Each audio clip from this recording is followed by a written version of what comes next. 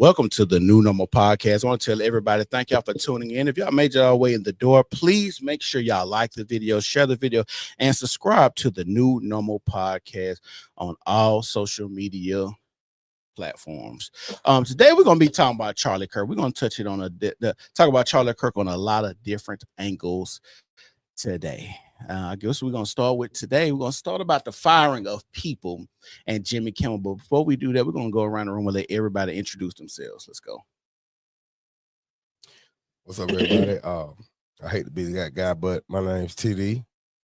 Follow me on Facebook, TD Luster, Instagram, X, or Twitter, whatever you want to call it, at truck_my_life20. And tune in to I Hate to Be That Guy podcast on YouTube.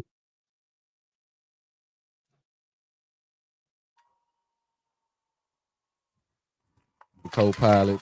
Yes, we're here. No need for introduction. You know who I am. It's Legacy_made. Follow me on Instagram. Follow Legacy Room Vintage store on Instagram. We got the pop-up shop tomorrow. Avondale Brewer & Co. 12 to 6 p.m. If you're free, y'all come out, come shop, come take a look at it. It's a good vibe. Let's get it.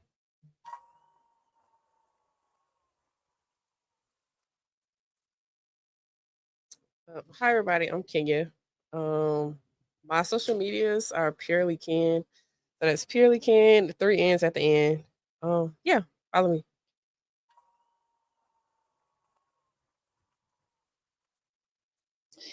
Hey everybody, it's J Mac from the Chill Out J podcast. You can follow me on all socials. It's my Instagram. At Chill Out J. Chill Out J should get you there.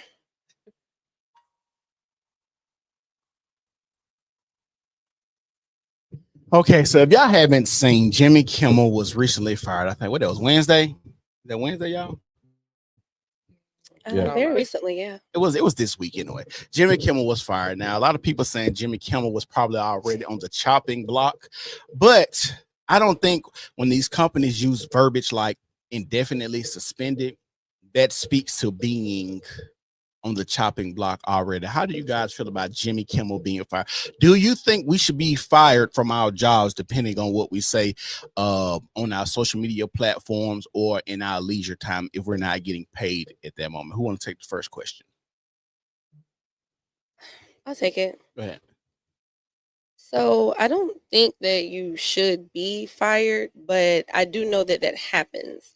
So I don't feel like there should be any additional sympathy for Jimmy Kimmel, who's been known to, just kind of overplay his liberal remarks and stuff. I thought late night TV is supposed to be a place that's kind of unbiased, what I'm saying? It should be just a place for people to come together and laugh about stuff, but it's very clear that he always had like his left leanings and he was a little heavy-handed with them. But anyway, I've seen people in real life get fired from their jobs for things they say, whether it's stuff about the company or just ill-advised statements about something in general. So I think it happens whether or not it should. I mean, it's just when you work for a private company, that happens.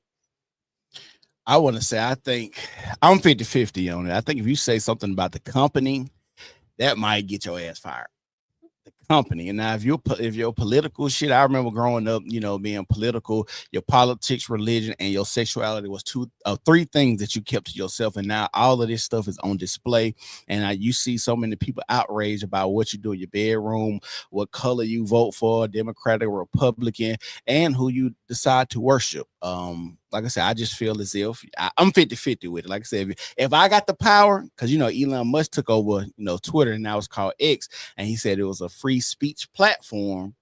And then when people start talking shit about him, he started blocking their ass. So I feel like if I got the power too, I'm not just gonna let you sit on my platform and talk shit if I got the power. So how y'all feel about that? I'll take it. Because when you're talking about corporations, the higher up you go, you wouldn't be talking about this individual if they were low profile. So this is a high profile guy. You don't know who his pundits or partners or colleagues are at this level. Because if I wasn't big, you wouldn't be talking about me in this capacity. I'm trending everywhere. So you saying you may not be saying nothing about the company, but I may align with the values that you criticizing. Right. Talking about the 'Cause- person that started the company. Yeah, Yeah. I'm a founder, and this is my guy.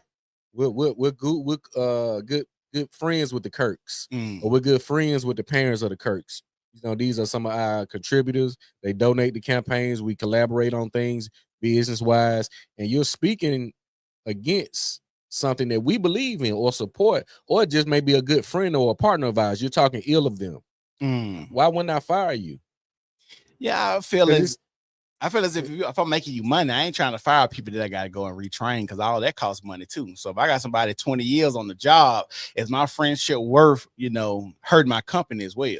But people look at free speech as is freedom just anything. It's really freedom from the government. Exactly. From- It's not freedom from certain consequences. Yeah, not corporate, because you sign documents. It's a behavior, it's a code of conduct, Yeah. which does have or has recently crossed over into your social media.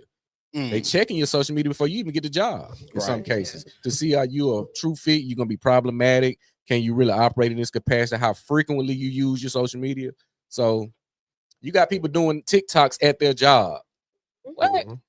Exactly. In hospitals, Right. doing baby surgeries, and you doing TikToks? Making fun of people, like I said, I'm sure you probably saw that one where it was like those women, they were making fun of the women that came to their The clinic. Remember I did yeah, a video that on that. clinic, Remember when yeah. you talked about that, Chris? Which one? You remember the Sanson Clinic when the girls was getting a checkup and they had left the like little like Oh, and stains, she- just like yeah, sweat stains. stains and stuff.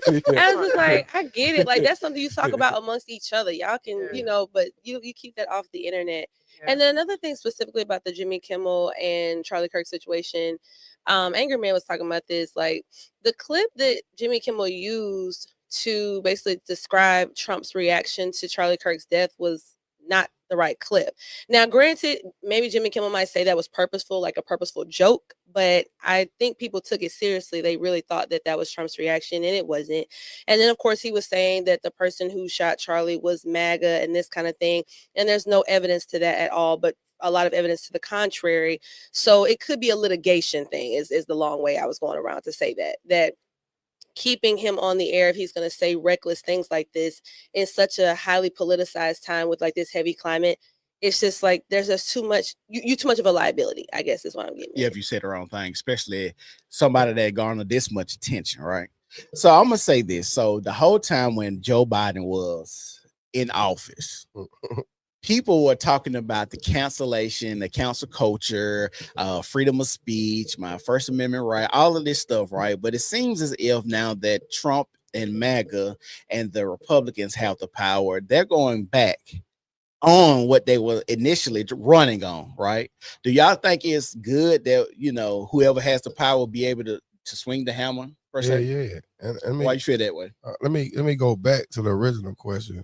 Should people get fired for speaking their mind? Yeah, because you at my business talking about other stuff. First of all, let me go there. So Jimmy Kimmel, if ABC and Disney and everybody else want to boycott, fire him, they can. Because you at my job talking about somebody told you not to talk about or whatever clause you broke. Your freedom of speech, like he said, is from the government. You give up those rights when you sign those contracts in this private sector. You have the right to bear arms in public. You can't bring no gun on my yard if I don't want nobody to have no gun on my yard. You see what I'm saying? I understand. So a lot of people's like, his First Amendment rights were taken away. People don't care about rights being taken away, and I'm gonna tell you how. Okay, everybody's saying it was a threat from the Trump administration to take these rights away. And the ABC obliged. They didn't want to get in any trouble. This is closer to dictatorship. But remember when the pandemic, when Joe Biden was the president, and they were saying, and hundreds of thousands of people lost their job because they didn't want to take that jab. That's a violation to your Fourth Amendment, because according to the Fourth Amendment, you have the right to your person's property and papers. So you're gonna make me take a shot to go to work? Right. So what was the outcry then? It ain't about your rights being taken away, because so many people got in line and did it. I'm not one, but where all them my body, my choice people was at then? It was screaming at election time because they ain't want Trump to come back to be president. But them same people, when they got shots, because somebody else told them you can't go to work, they're not worried about rights. They worried about who's taking them away.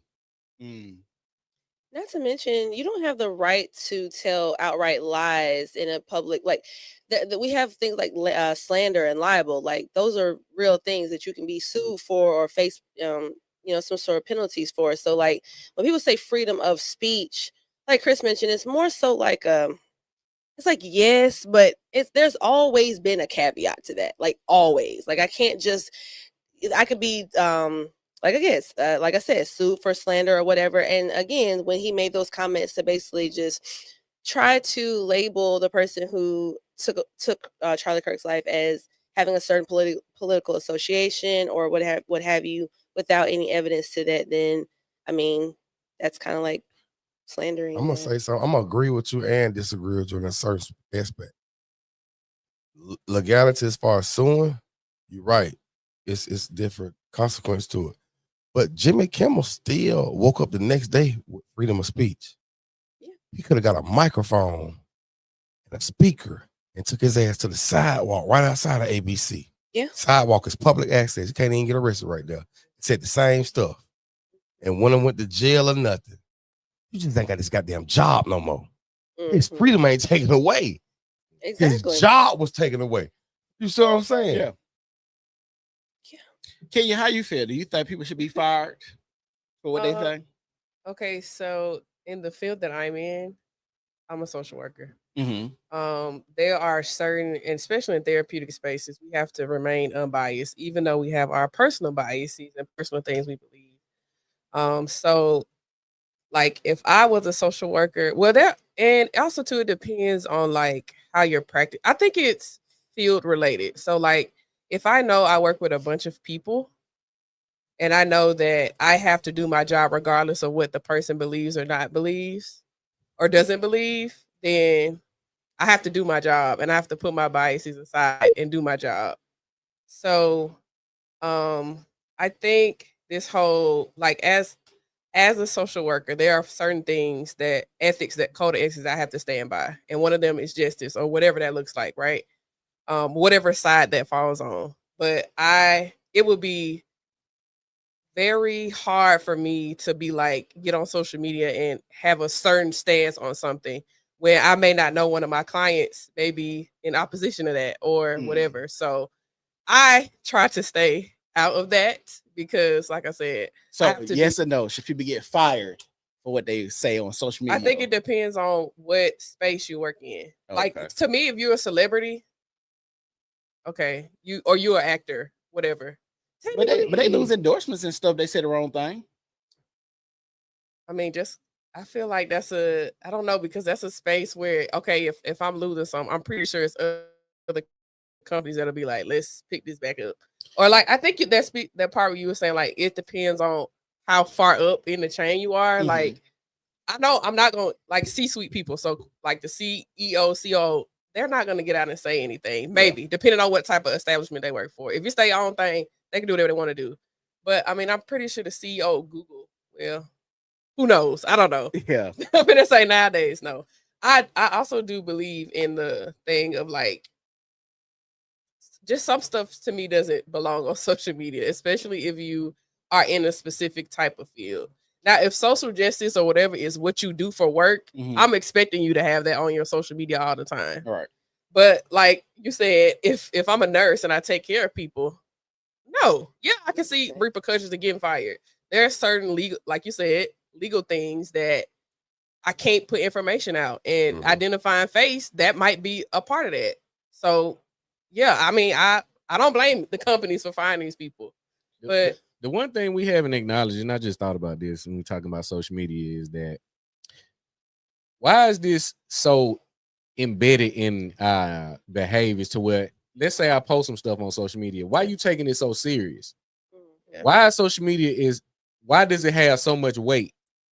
And what I say, this ain't real, because we see skits on there, we see comedy, we see movies, we see all type of theatrics on social media. So Why this person telling me, hey, what you say is inflammatory? It's Man, because it's like wrestling. It's not real. it replaced real communication. Correct. Like Yeah. that I agree. social media is now the way in which human beings communicate with each other. There is no how Right. we're just sitting here talking. People don't do that Yeah, no. anymore. It's crazy. Like it's literally, and you're And right. then, It's really too, on crazy. social media, you have the ability to shape your reality. So, like, I can unfollow somebody, or I could just follow. Just say if I like dogs, I can follow all dog people. Now my world is all consumed to dogs. Mhm. Or so, like, that has, like I said, warped the reality. Like you said, people are not having conversations. That discourse is not there anymore. Because I can, if I don't like something you're saying, which I think that's good, that if you feel like somebody is harming you, you can remove them. Mhm. But that also works for the other side. If I feel like I want to follow a bunch of people that's aligned with what I say, I can create my own reality to what, you know. Which means you're never in it. Like you're never Yeah. in actual reality because you're just you have like a what do they call it, curated. Yeah. Like you've curated Curated reality, reality. and it's like, well, that's not real life. But I think Chris does bring up a good point. Like it should not matter as much as it does. Right. But I have seen firsthand, like in my own experience. Of course, I won't go into too much detail, but I have literally lived a situation where, and I don't think that anything I said was all that inflammatory or anything, but it just was against the zeitgeist, against what's common, among a certain demographic of people. That was, She was where trying to break out the matrix. yeah, what I'm saying, they was not having that Morpheus. one bit. Can I take an angle nobody has like Go ahead. dared to touch on yet? Because social media is a social experiment. So what you put on social media, if it goes against the grain of whoever's in charge, you're in trouble. Think about that. Everybody's saying, oh, the Trump administration is taking away the First Amendment rights of Jimmy Kimmel. It can be any one of us. That's the point I'm making. But Zuckerberg, before Charlie Kirk died, about a week and a half before he died, he said during COVID time, the other administration, the previous administration, Biden, them came to him and said, everybody who talk against the vaccine, that laptop, it was a laptop, and certain keywords, and they got blocked, suspended, and all that. Because I actually got suspended during that time for talking about not taking a jab. Remember this too? They had fact checkers popping up too at the bottom. Fact check came out of nowhere. If you had the COVID in your post at all, it was going to be a fact check thing at the bottom of your She's post. still spelling it out. Just trained. It's almost PTSD at this point. Yeah. People were scared to say Jew out of the Kanye West rant. Yeah. A dude actually got to argue with me on my post about the Kanye West rant, called me a bitch ass nigga, but he abbreviated Jews. Dang, I said, crazy. I swear to God this happened. I said, man, but I'm the slave. You see what I'm saying? But I'm the slave. You abbreviated Jews but called me a bitch ass nigga in the same sentence. That's crazy. They say you can always tell who's in power by who you can't criticize, who you're not allowed to speak against. And I mean, 2% of the United States population, you know that's what they represent. 2%. I knew it was small, but I didn't know it was that small. 2%. They control. I was reading something, and it was saying that for, I think they own like 95% of like entertainment In media, yeah. They said just the odds of that for all of them to be heads of these companies is like astronomically impossible. Yeah. For that to actually happen from where they come from, they go to Hollywood to set these companies up, to all of them to be these big people and have all of these subsidiaries under them and stuff like that. It's just a crazy astronomical number. So it kind of makes you think, like, how do these people get in these positions and who they in bed with? And not random. That's what they were saying. It's Those not are random. Only astronomical if by chance that happened. Yeah.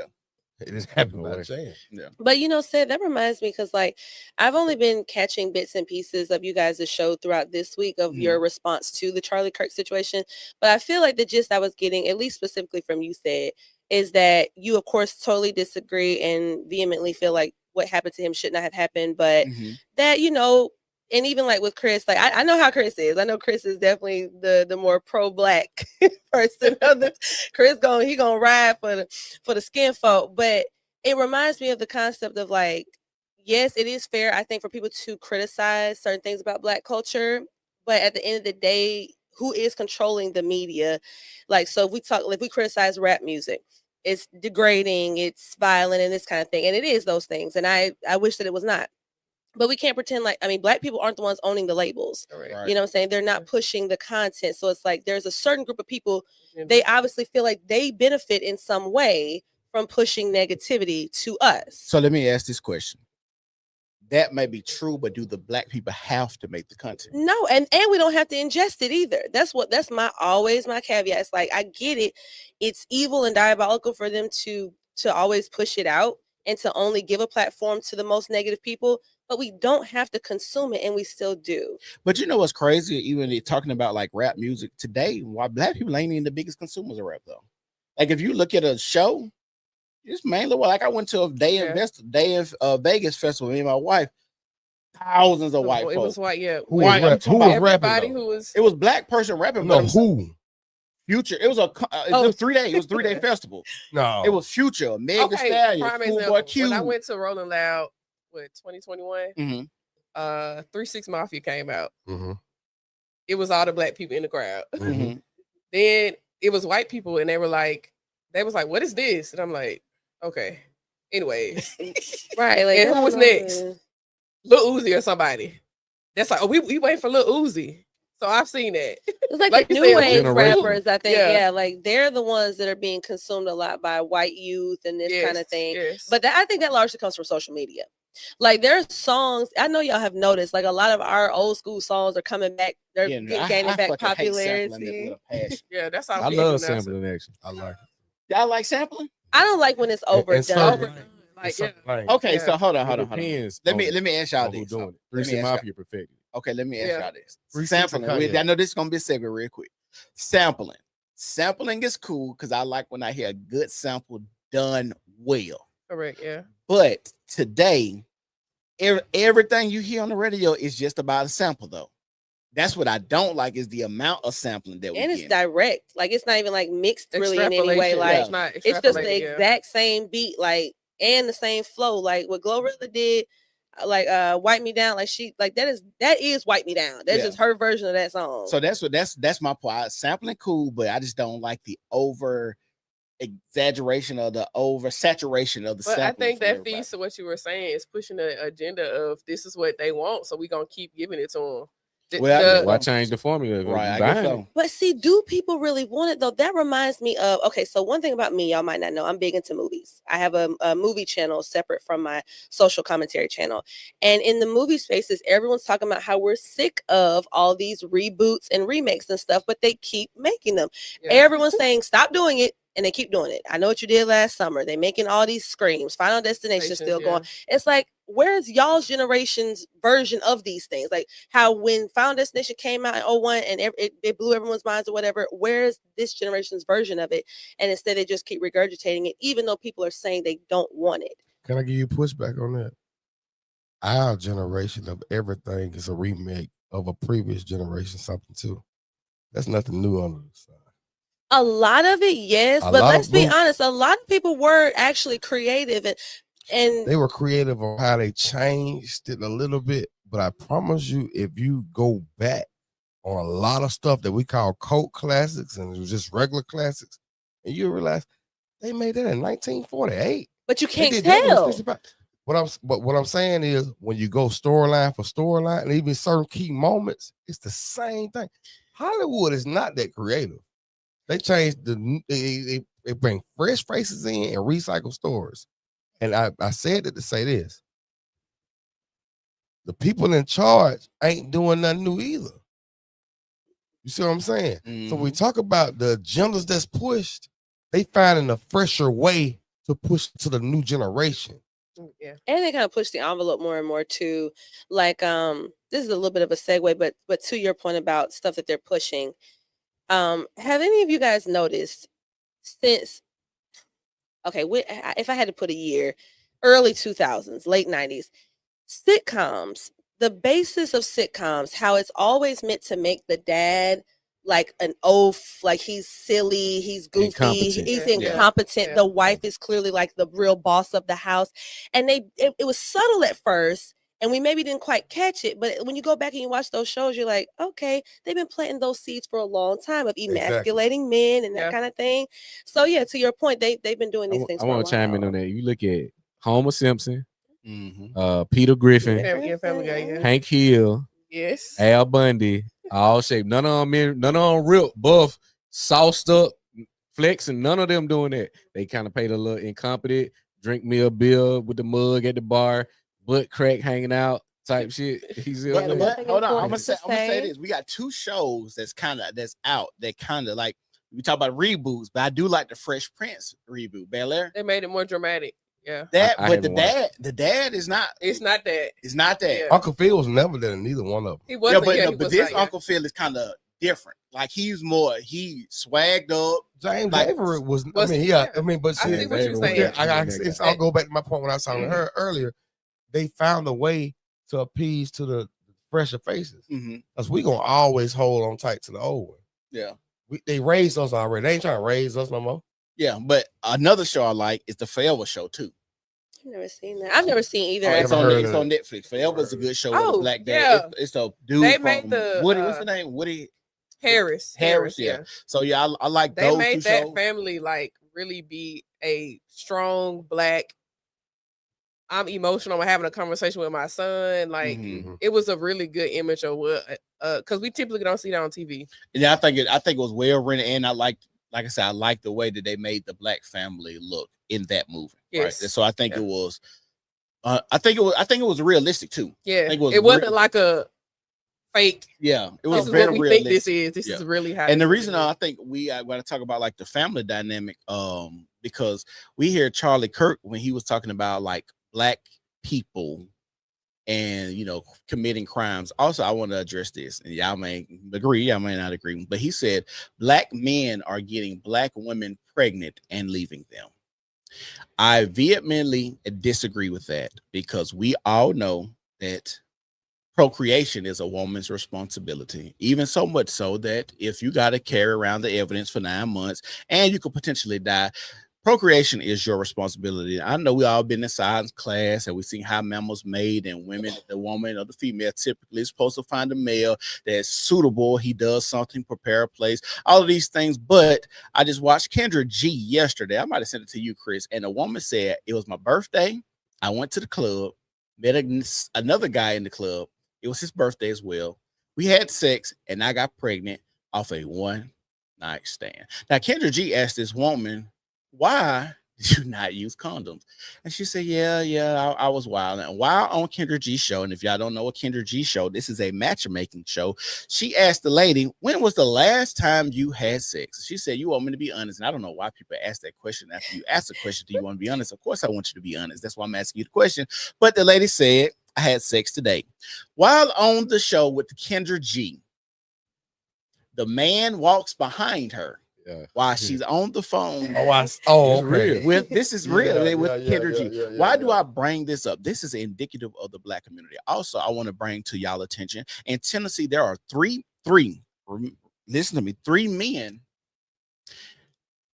that impregnated 46 women and has 86 children. 3. Now, you would think these men would be maybe like a future Nick Cannon, NBA Youngboy, Floyd Mayweather, Boosie. And the reason I bring those guys up, because these are guys that we know have millions of dollars and building something to what. How many children? 86. And how many women? 46. 3 and 46. So why do I bring those numbers up? To show that there is a major disparity in who's actually causing the issues in the black community. They like to say that it's a black community issue. Truth be told, it's a black woman issue. They don't want to admit that. Y'all could be mad. Y'all can hate me for saying that. Yeah, I'm gonna let you go. Y'all can be mad. Y'all may not want to hear it. But if you say this one statement that the black community is a matriarch, we don't blame the center for a fucking football game being lost. We don't go in there and blame the workers if the manager ain't managing the store. Whoever is the leader has to take the blame. And we all have said the black community is a matriarch. You can't ask black boys or black men to step up to what? And they have not seen the black men in their community because the woman runs them off. And I'm gonna add my last caveat before I let TD go. Also, black women like to talk about systematic racism. We hear them talk about that a lot, more than black men most of the time. And the reason I'm bringing that up is because if you don't acquiesce to the black woman's commands, she used those systems to whoop you into shape. She send you to the court system, make you pay child support, put your ass in jail. All of these things, if you do not decide that you want to be a parent or have a child with her, even though she can go and abort the child anytime she wants to, but they make you be responsible. This is what she does. Also, if you look at black men, most of the time, if you get the police called on you, you're going to get the police called on you by a black woman. There's a statistic out there that shows typically when the police are putting you in jail, killing you, 9 times out of 10 is because a black woman has called the police on you. I've seen plenty of body cam footages and stuff like this as well that shows that black men say, yeah, she was fighting me, but she calls the police on me. Also, to even prove that point, and I'm going to drop it right here, Sha'Carri Richardson beat up her boyfriend in the airport. And I thank God every day there was body cam footage of this. She blames her boyfriend for the police coming there, but then this stupid bitch, you were fighting this nigga, so somebody else called. I don't know why you blamed your man. And when the police asked her and said they was going to arrest her, she looks the police, the white man that she knows supposed to have her side, and says, "You're going to arrest me." But he's the man. All right, go TD. What you got to say? Well, first of all, before I even start off, I want to apologize to my wife. I said I wasn't gonna call women out their name. I said, no, you ain't gotta hit no sound effects because you ain't gonna like where I'm gonna go. Go ahead. For real. When Chris know, I'm never on the whole side. But it's black men fault, bro. Okay. I'm gonna tell you why. You know how bitch ass we sound as a community, that our women, the reason we anything. White people are like white people because white men in charge of white people. Asian people are how Asian are because Asian men are in charge of Asian people. Jews, Mexicans, etc., etc., etc. We ain't shit because our women in charge anyway. Hold on. Oh, go ahead. We dropped the ball, bro. I ain't saying we wouldn't even born the ball was dropped. But I'm saying our granddad and them and everybody who be thinking they good men, them niggas weak ass niggas. It's time to go and admit that shit. They ushered in this weak ass shit, bro. I used to blame black women for our current conditions, but I promise you, it hit me now. As soon as I said, can I go first? Why man? You said 3 dudes got 43 women, 46 women pregnant with how many children? 86. Man, you right. 86 women open their legs up between 46 women open their legs up between 3 dudes and had 86 children. Them niggas fucked all of them. And I'm supposed to cry for them because they're on child support. Hold on, no, TD. It's 12 and a half a piece. TD. Hold on. That don't even. Come on, man. TD, listen to this. Just listen. And I ain't sold out. I promise you. I ain't say you sold out, but it don't make sense. That don't even make sense. How do you? I'm finna explain. How do you, as a woman, get pregnant by a nigga that don't have a job? You ain't asking no questions. You ain't saying what job he got, because you can't have us saying, this is why I say when we have these conversations, let's keep it level. My body, my choice. But black men need to step up. Well, then, baby, I gotta have your permit. Hold on, I gotta have your permission to enter your body. If I don't, it's called rape. I ain't disagree with none of that. Okay, so when she says yes, have you seen what I can provide for you, baby? Because we are mammals and we have to take science class. And typically when the line coming out, you gotta, nigga, how many niggas have you beat to say you can protect this pride? If you talk about provision and protection, how many times you seen these niggas provide and protect? Oh, this nigga in and out of jail. One nigga only paying 27 cents in child support. What do you mean? How do you not know this nigga got 30 other children? Watch this. Go ahead. You know why the reason it's a colloquialism that black men need to step up? Because black men have stepped the fuck down. TD. Bro, because you go on these like 5-minute riffs after I say a line. Black men was never up, though. When the fuck we win? You think we were born? You think the first black man ever on earth was born as a slave? So we think differently. So you think this is what we niggas, just hold on, got the rid niggas of? in America, born a slave, the and niggas was never in, nothing. hold on, the niggas in America. Now you believe we was here. We was here already. It's but I don't believe I that. show it to you every day. You just don't believe it. That's not proof. What you send me, you don't send me any proof. I don't care because I have my beliefs already. You trying to change my mind. You believe the beast, the same beast we talk about every episode. You believe what he told you about. But I'm saying the stuff you send me, I watch it. It hasn't changed my mind. That's why I haven't sent you anything. The stuff I'm very educated. Like when I watch the stuff, when I watch the stuff you send me, I'm like, this doesn't change my mind. I'm like, you always send me, but it never changed my mind. It's really the talking points you already said. Like nothing that they say is different than the stuff that I've already heard you say or other people say. Nothing. Okay, let's see. But go ahead. What you was landing plane though? So what I'm saying is, if you're gonna say that, Asian men, white men, all these other men, show me in America where those groups of men had to go through the same thing that the groups of men. Hold on, listen. Show me where those groups of men had to go through the same thing that groups of men have to, and show me that you ain't got people like Charles Schwab's to try to keep the black man down. Where they say, "Hey, we gonna give black women $10 billion." Well, why you? If you want the black man to come up and black man to run it, why you ain't doing it for the black man? Let me tell you something. Show me where black men stop looking back to go forward. Fuck that shit, black people. I agree.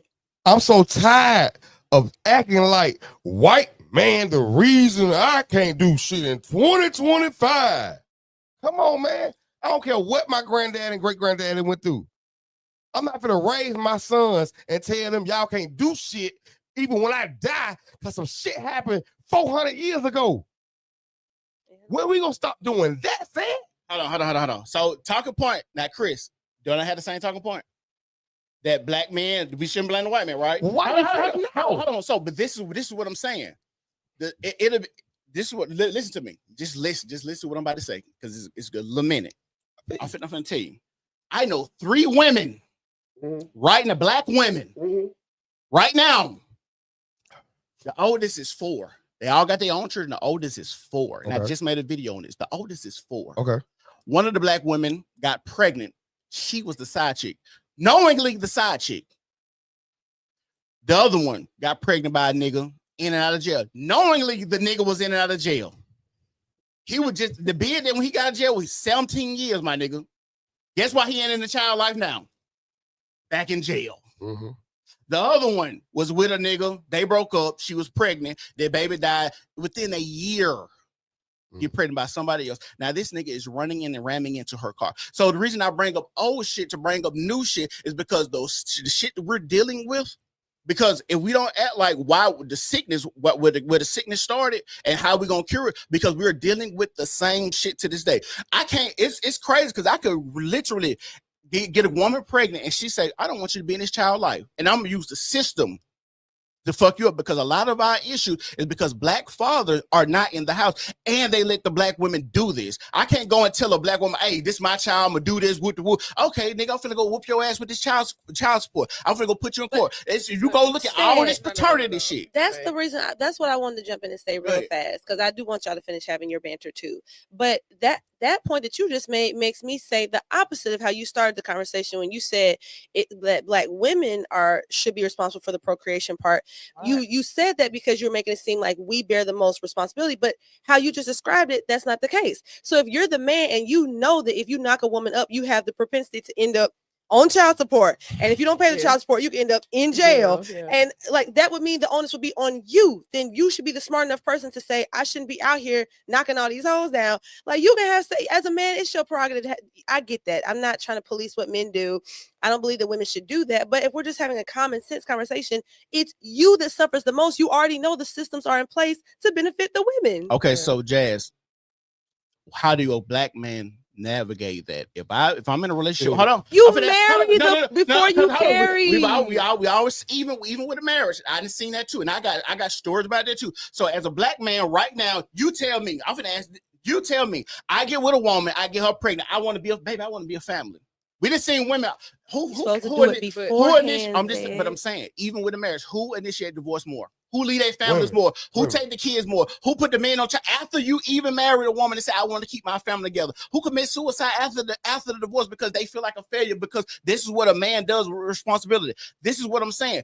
They incentivize, and we already know they subsidize women, even other races of women, to leave families. So even if I say, baby, I want to be a family with you, how do I hedge against that? I'm just a big believer in controlling what you can. So you can never control for every variable, You control right? all that shit. You know what I'm saying? Like, but to Seth's point, a woman can, like, you can marry her and she can randomly decide to leave you, but control what you can. If you are married, there's a little bit more legality to it. You have a little bit more of a say in things, especially if you've been documenting things well or what have you. But if you're just a baby daddy, then no, you're not gonna. I don't know why that is. I mean, I kind of know, but it's like you're just not gonna get that favor. Let me say this. My oldest mom, we divorced, and she decided to leave me. She initiated the divorce, but I'm still not in the state paperwork nowhere for child support. You know why I say it? Because I've always, my whole life, was raised by real old school men that y'all talk about like to get back to. So I grew up to be one of them. Somebody told me I don't fit in 2025. I fit in 1925. I don't know if that was an insult or I took it as a compliment. Because y'all say y'all want to get back to that family feel. Well, bitch, I live like that for real. You know what I'm saying? I ain't never been on no state paperwork for no child support. I control that shit. That lady that went on and got married and everything, but when it come to me, her, and my son, bitch, I still control that. It's a difference when real men move like real men. I'm not sipping out. I want you to really think of what I'm saying right now. I carried myself the whole way like that. Yes, I was a young man who made young man mistakes, and somebody got in her ear and said, you need to leave him. So she did that dumb shit. But now, you know, I got my new life, my new family and all that, but my son's still part of my life. What I'm saying is, I've never had to worry about them white folks getting in my business because two things. I did selective breeding from the jump. And second of all, I'm a leader. You and your new man ain't got shit to do with me and my child. I don't play that shit. See, I'm telling you, this shit done got so motherfucking soft, man, in the black community that now we pointing at the women and telling them they at fault. And you saying, when have black men, all the stuff we've been through, man, that slavery shit was way over with, and black men was men for a while, man. Let me ask you this, because you said something, but you was talking out both sides of your neck. You said you could control it, but then your lady still left. So I don't get how I control this, and she ain't put me no paperwork, but then somebody got on her ear and told her to leave. And I ain't say I control a bitch. Nigga, I say I control a situation. Hold on. But then you said, she left me 2025. My son. This is what you said. That's too. what I said. Control. Hold on. This is what you said too. Don't do that. See, I know it's your show. Hold on. No, you said. You said confusing with my message. No, I'm finna tell you. Did I lie what he said? Did I say what he said? Yeah. Okay. So I said okay. So okay. Maybe I use those words. I didn't explain. No, I'm finna tell you. If you let me explain what I'm finna say, I'm going on what you say. I'll let you go. Go ahead, sir. Then you said you selective bred, and you still selective bred with a woman that left you. I don't give a fuck about her leaving me. But we talking about child support, and everything I think about my son, she do. Okay, so what we talking about is family, right? So that's where I'm at with it. And for me, what a family means is a woman and a man being in the household. So you can be there. You're not there every day guiding what happens over your child or your son or your daughters or whatever. You're not. So when she leaves, go do something else, and then even being in the household with another man, they already talk about step parents are some of the worst people to have around your children when it comes to molestation and all that. So you can say selective breeding, you the man, you can control it. But even what you said a whole bunch of stuff, and then went back on the stuff you said. So you're talking out of both sides of your neck. That's what I'm telling y'all. When a nigga got a soundboard and switches, he can make the shit sound real good. Said, enjoy your family and your wife. What switches sound out here? I'm saying you the host of the show. That's what I'm saying. So you control the narrative. Okay. Enjoy your wife right now and don't fuck up. Stop. You see what I'm saying? Hold on. TD, did I lie without TD said tonight? Did I lie?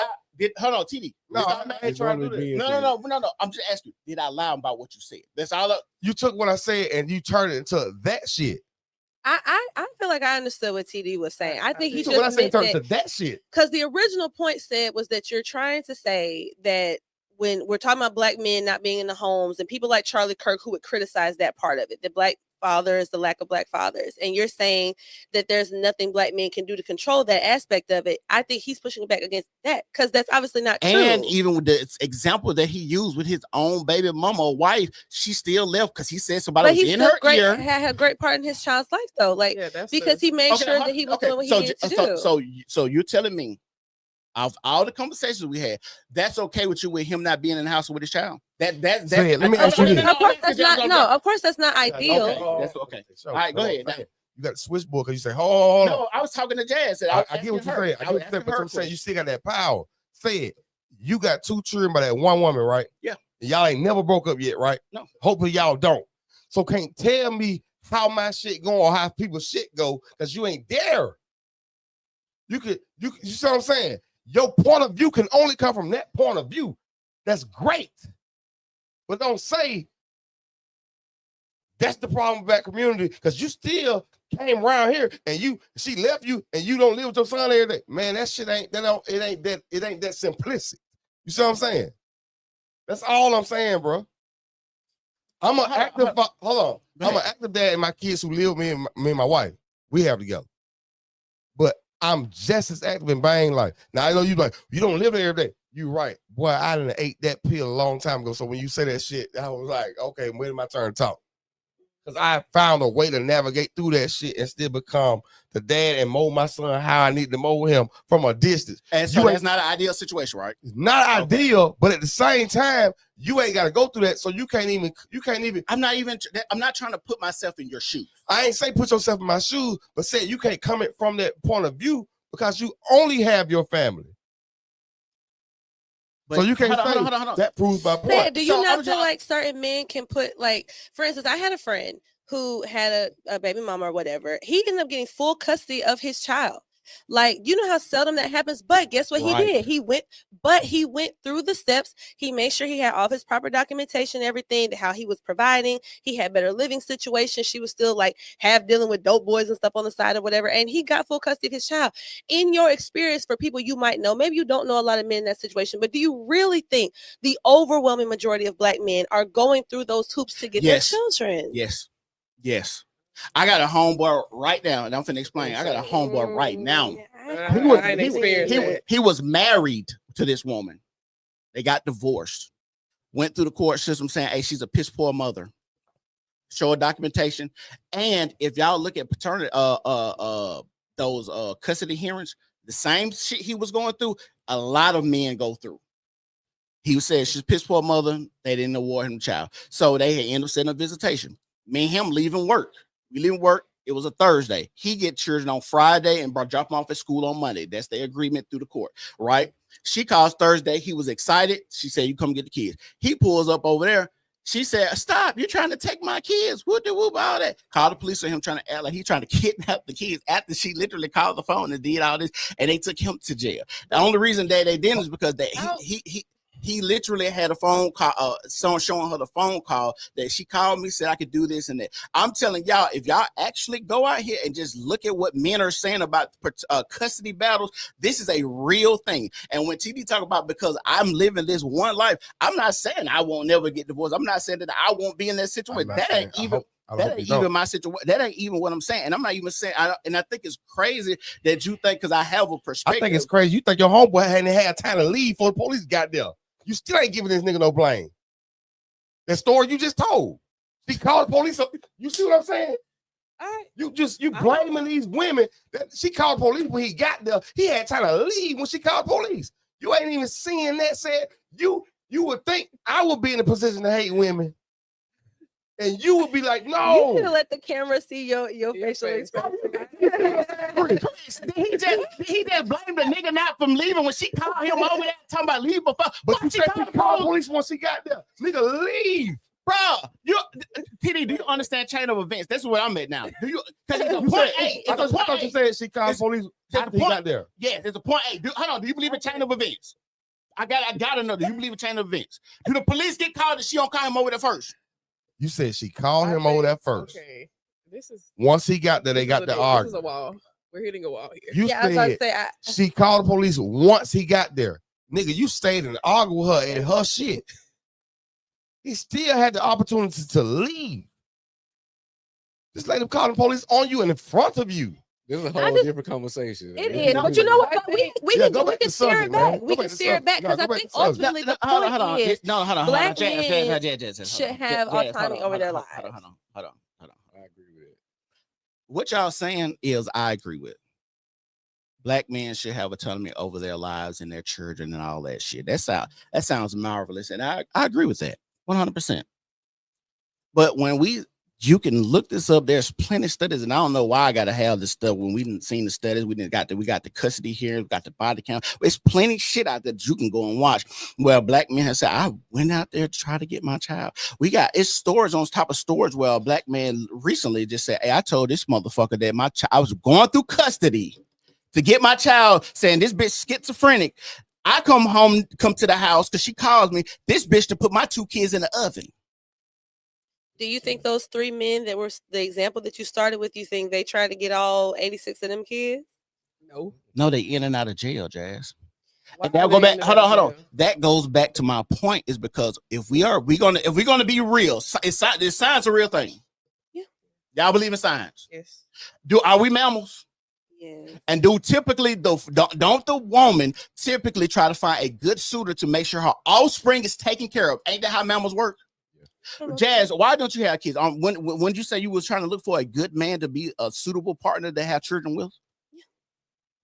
I don't know where the fuck we got lost there, but typically if a nigga is trying to talk to you or see you, he see ass titties, he don't see making no family, he trying to fuck. You, on the other hand, is trying to decipher, hey, is this a good man to procreate? Should I let this man into my body? You know why? Because you have more burden, because if the nigga decides to leave.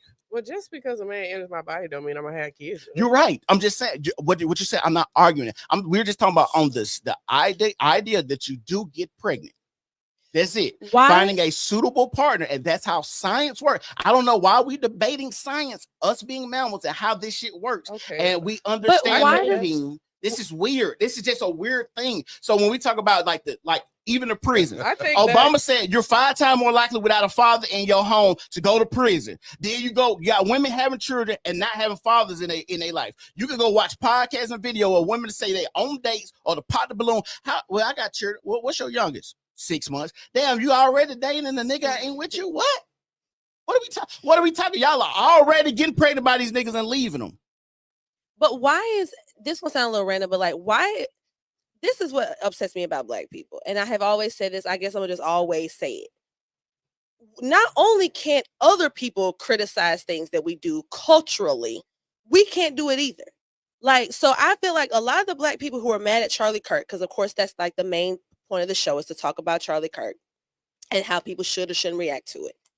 People so upset with that man. Mind you, most of his content was not about black people. You can cherry pick clips of any subject of any person.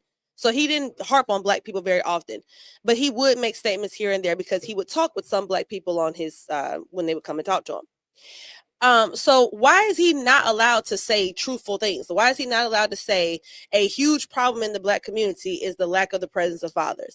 Why is he not allowed to say that? I want to entertain that conversation because that's my whole thing was people have the freedom of speech. This has been a theme. You can say whatever. It's if I respond or if we respond. Because think about this. We have a white man coming to a campus to discuss black politics or black issues or whatever the case may be. We don't have to go up to this mic and entertain this conversation. Why would we? This is a white guy who don't identify with our plight, don't have no relation or investment in this plight. Why would we set ourselves up to be triggered by what they're saying? The same way if we get up and we're talking about pedophilia, a bar mitzvah, whatever. Why would we be talking about this ceremony? Ken Sierra. Why would we be? What's our stake in it? Well, if I'm being honest, and this, I listen. I've been called all the things, so tonight won't be no different. To an extent, it does. It affects everyone, and the reason being, first of all, the point that Sad made earlier. Who's the biggest consumers of hip hop now? These young white kids. White people do something that black people do not do. This is going to sound offensive. I'm fine with it. I'm the queen of offense. We do not care in large about our children. The proof is in the pudding. We do not care what happens to them, what they're exposed to, but white people are not like that. White people will shut stuff down. If they don't want their kids seeing certain stuff, hearing it, whatever, they're going to go to corporate. They're going to do certain things that we don't do. So now that music does seek to their kids, now they kids doing this and that, now they're like, oh, whoa. Hold on a second now. Hold on, Trap. That's not how that's not the principles that I raised my family on. We got to attack this. And that was my point of why I think Charlie Kirk would be dressing like murder and the black on black crime, because when it was black on black crime and niggas was killing niggas, black people been talking about that for 30 plus years. Never went mainstream. We really ain't, because most of the people that go mainstream is kind of like Jesse Jackson and those type of people that want to those are the people I think assimilate close to whiteness to me, because they, when we have stuff like DEI and they send niggas to Costco's and still shot white. So that's a weird fucking thing to me. But I think what's happening is the violence is seeping over into their community now. And so when we see like the little white girl getting stabbed up on the train by the black dude, like we see a lot of that type of stuff. So that's why I think that's why you see them talking about it. Because Chris, remember I told you, we was talking, I said, yeah, you can look at these black guys' rap sheets, like the killer of Young Dolph.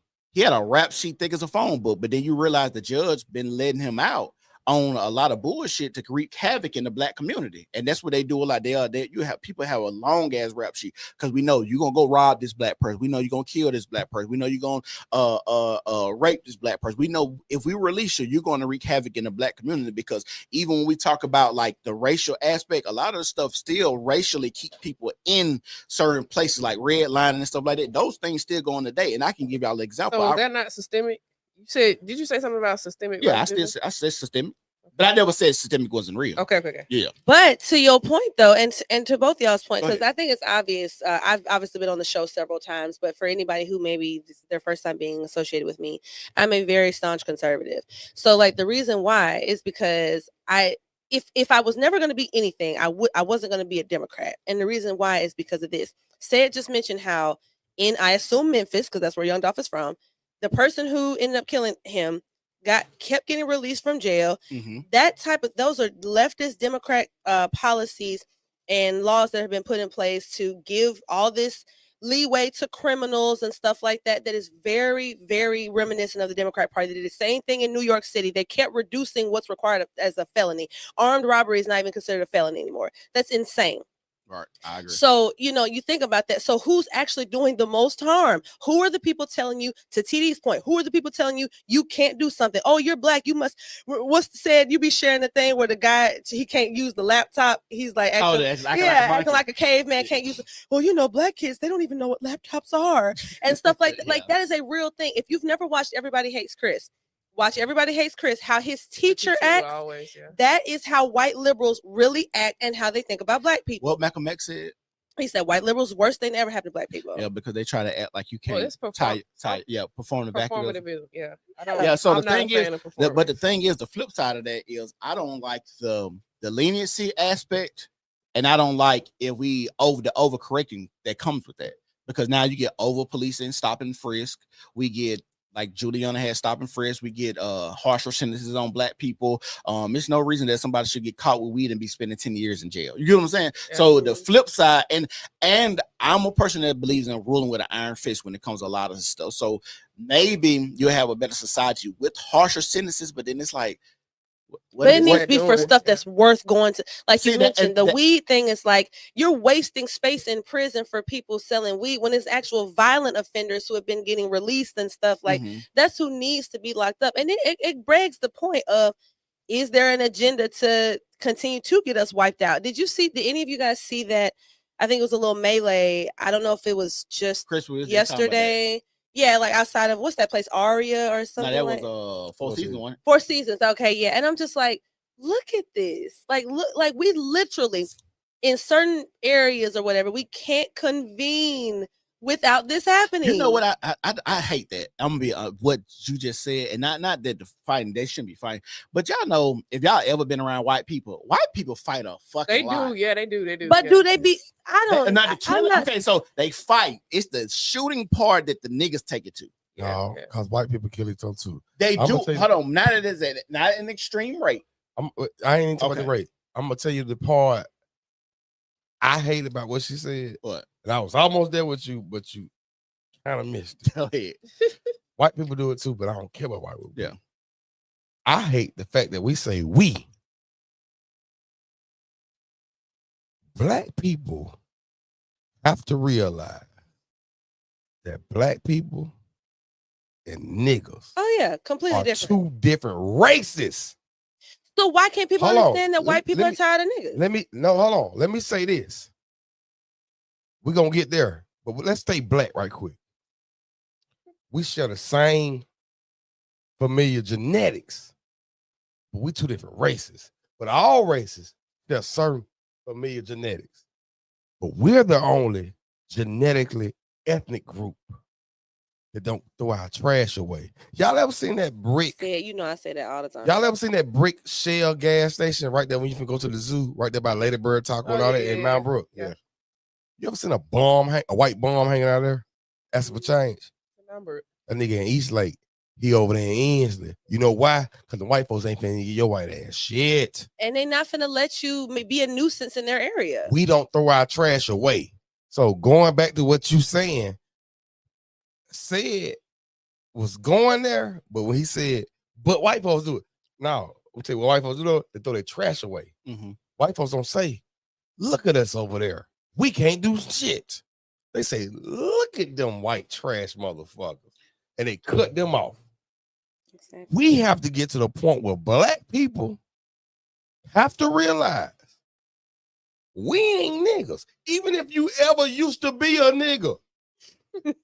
If you ain't one no more. See, I'm being 100, bro. Yeah. It might be your, see, the thing is, it's near and dear to our heart. Cause of the shit our grandfathers went through in slavery. See, I believe like you, because if Chris tell you, I've been saying, hey, what I've been saying about, I said, bitch, you been need to get what? More abortions, getting fucked up on the Bro, real talk. Like, Let me tell you something. Wild shit. It's time to cut the niggas off. It may be my cousin. It may be your brother. It may be your daddy. It may be your mama. It may be your auntie. See, that's our problem because we related to them. Man, please. That whore fuck your bank account up. You leave your card around her. Or just scam you, period. That's what I'm saying. That's nigga shit. And nigga ain't black.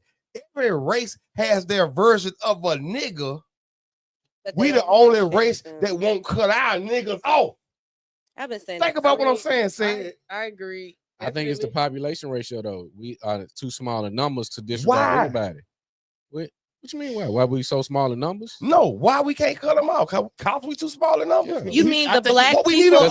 We will cut off because we're gonna cut off a huge chunk versus trying to salvage, revitalize, rehabilitate. That's a huge chunk of mass just gone. Just think about just what Chris just said. How do you, because what's your percentage of niggas to black people, Chris? What you think?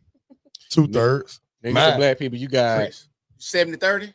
I say 60-40. 60 which way? So, fuck 60 niggas. Yeah. Hell yeah. 60 niggas, 40 black folks. Okay. That's all. So What's you two-thirds? What's 2/3? 2/3 is like 66%. Yeah. Yeah, because if you look at any city where it's majority populace, the poverty line right there. Yeah. Okay, Memphis, let me say Birmingham. Let me say this. Yeah, that's just what it is. It's basically what y'all was saying the other day. You was like, you don't subscribe. One of y'all said y'all don't subscribe yourself to Christianity. And one of them like, That's well, me. I am a Christian. Okay, Yeah. Let me tell you something. The Christian Bible, Hebrew Israelites. I want y'all to put them in the terms of niggas. 1/3 didn't even leave Egypt. They ain't even believe in the vision. So only 2/3 left. When Moses, according to the Bible, split the Red Sea, 1/3 looked back and got drowned with Pharaoh and his army. So that means only 1/3 made it across to the promised land. Man, let me tell you something. 2/3 of our race is niggas. And just like them children of Israel, we have to let them stay if they ain't even gonna want to mobilize with us. And if they're gonna look back, we gotta let them drown. That, let me tell you something. I don't call myself a Christian and I don't subscribe to everything in the Bible, but I believe in God and I believe in prophecies. Bruh, I believe in that part for real. Especially because we the only people who dealing with don't want to come out of bondage. We the only people who still, we the only people who, the oldest Bible is, true or false or not, we the only ones who really got arguments like this going on. 2/3 had to die. 2/3 said. So what I'm saying is, you say how many out of black? 2/3. I definitely say it's more Give the or take a negative percentage. than the positive. For what sure. now? Yeah, I'm with you. I have been saying this for so long. Like on the internet, you get so, when I tell you I have been called everything you can think of for saying the exact same stuff I've said here tonight. I have not said anything additional. I add no extra seasoning. I've always just said, hey, why can't we let go of our lowest hanging fruit? Not only do we not let them go, we put them on top. See, who are the most popular people in our culture? Red. Sexy Red, Cardi B. It's like, I don't understand what's going on. I want to interject on that. You know, you can tell the representation from the question you asked black folks to niggas. Mm-hmm. You look at Harriet Tubman. She was only get a few. Mm-hmm. Exactly. Most was left behind. Yeah. What they call her, Black Moses. Yeah. They do. These folks don't want to be saved, but that's just like I said. So to dispute your point or refute your point, it's a system that we have to come up against, because you're making it seem as if black men just got this power and autonomy to dictate this reality. Mm-hmm. When in reality, we have zero power. We have zero power in the system. Now we could just say fuck everything. We just gonna go up here. We gonna rebel against everything, live off the land or whatever, and fight till we die. As far as family. When I if I go all the way back to the early conversation, or just I'm just saying in general, just about the black man's plight, because yes, it sounds as easy as we need to pull up our bootstraps and take everything back over, but in reality, I got a target on my back. I got to deal with this woman. I got children in the mix. I got all these moving parts in the mix that I got to fight and sift through to get this result. It ain't as easy as it said. How are you able to do it during? We all know about the era of black excellence around like the 50s and 60s. Segregation. It was surrounded by family. Segregation. The power in the power in that era was family. 86% segregation. Exactly. So you just said, how do you get the power when back? Black men drop the ball, like I say, you have to get your families back. No. I'm gonna tell you what I'm saying. It's not black men dropping the ball when a government with resources go after my woman that I can't provide the resources that they can. Because I'm gonna somewhere to drink out a fucking water fountain together. Hold on. Telling me, hold on. You can. Hey, I got an apartment for you, air conditioner, refrigerator, everything, room and board, but you can't have no man here. I ain't got that for her right now. She needs somewhere to stay. The female's proclivity is to find self-preservation for her and her family. What is that sign? No. That's the result of integration. But they couldn't supply it at the rate the government can. That's the result. The government can house tomorrow. The government can house 30,000 women tomorrow. A black man or a few black men can't do that tomorrow. Do you think that black women inherently, just for no reason, went against their men like that? No, it's not inherently, but it was an attack that they wasn't up. They wasn't smart enough to see, because they could have said, "No, I won't want welfare." How many times somebody say, "Man, do this for me," or "Hey, here, you want this," and you said, "No, I don't want that." You're missing your point that you always say. What's that? You always say this. Why every time when they have a new movement for black women, they never say, "No, we're not gonna do that." Yeah, that's my point. Hey, you know what? Well, you telling me I can get that apartment and room and board, but I can't have the man? Just think about the feminist movement. Think about that. So how many black women? So what we're initially asking is the intellect. Okay, I bring you this proposition. There's a lot of stuff that presented to you, black men and people as a whole, that they say what I'm saying without saying what I'm saying. But what I'm saying, civil rights movement is when niggas drop the ball. No, what I'm going specific. Y'all start begging for some shit that y'all don't need. No, from other people. I'm going specific to who they target. You look at the drug epidemic; it was targeted for women. Crack was for women. Correct. It wasn't for men. Civil rights movement was it's the same difference is, and why they ain't kidnapping that 240-pound granddaddy with arms big as a motherfucker? Let me get the 7-year-old boy.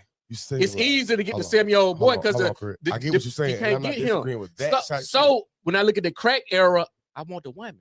she gonna go for whatever the They fuck wanted I the say. woman the whole time. The woman is the most precious. But I'm thing speaking to in the your why family though. unit. I'm speaking And to why that is and how effective it's been.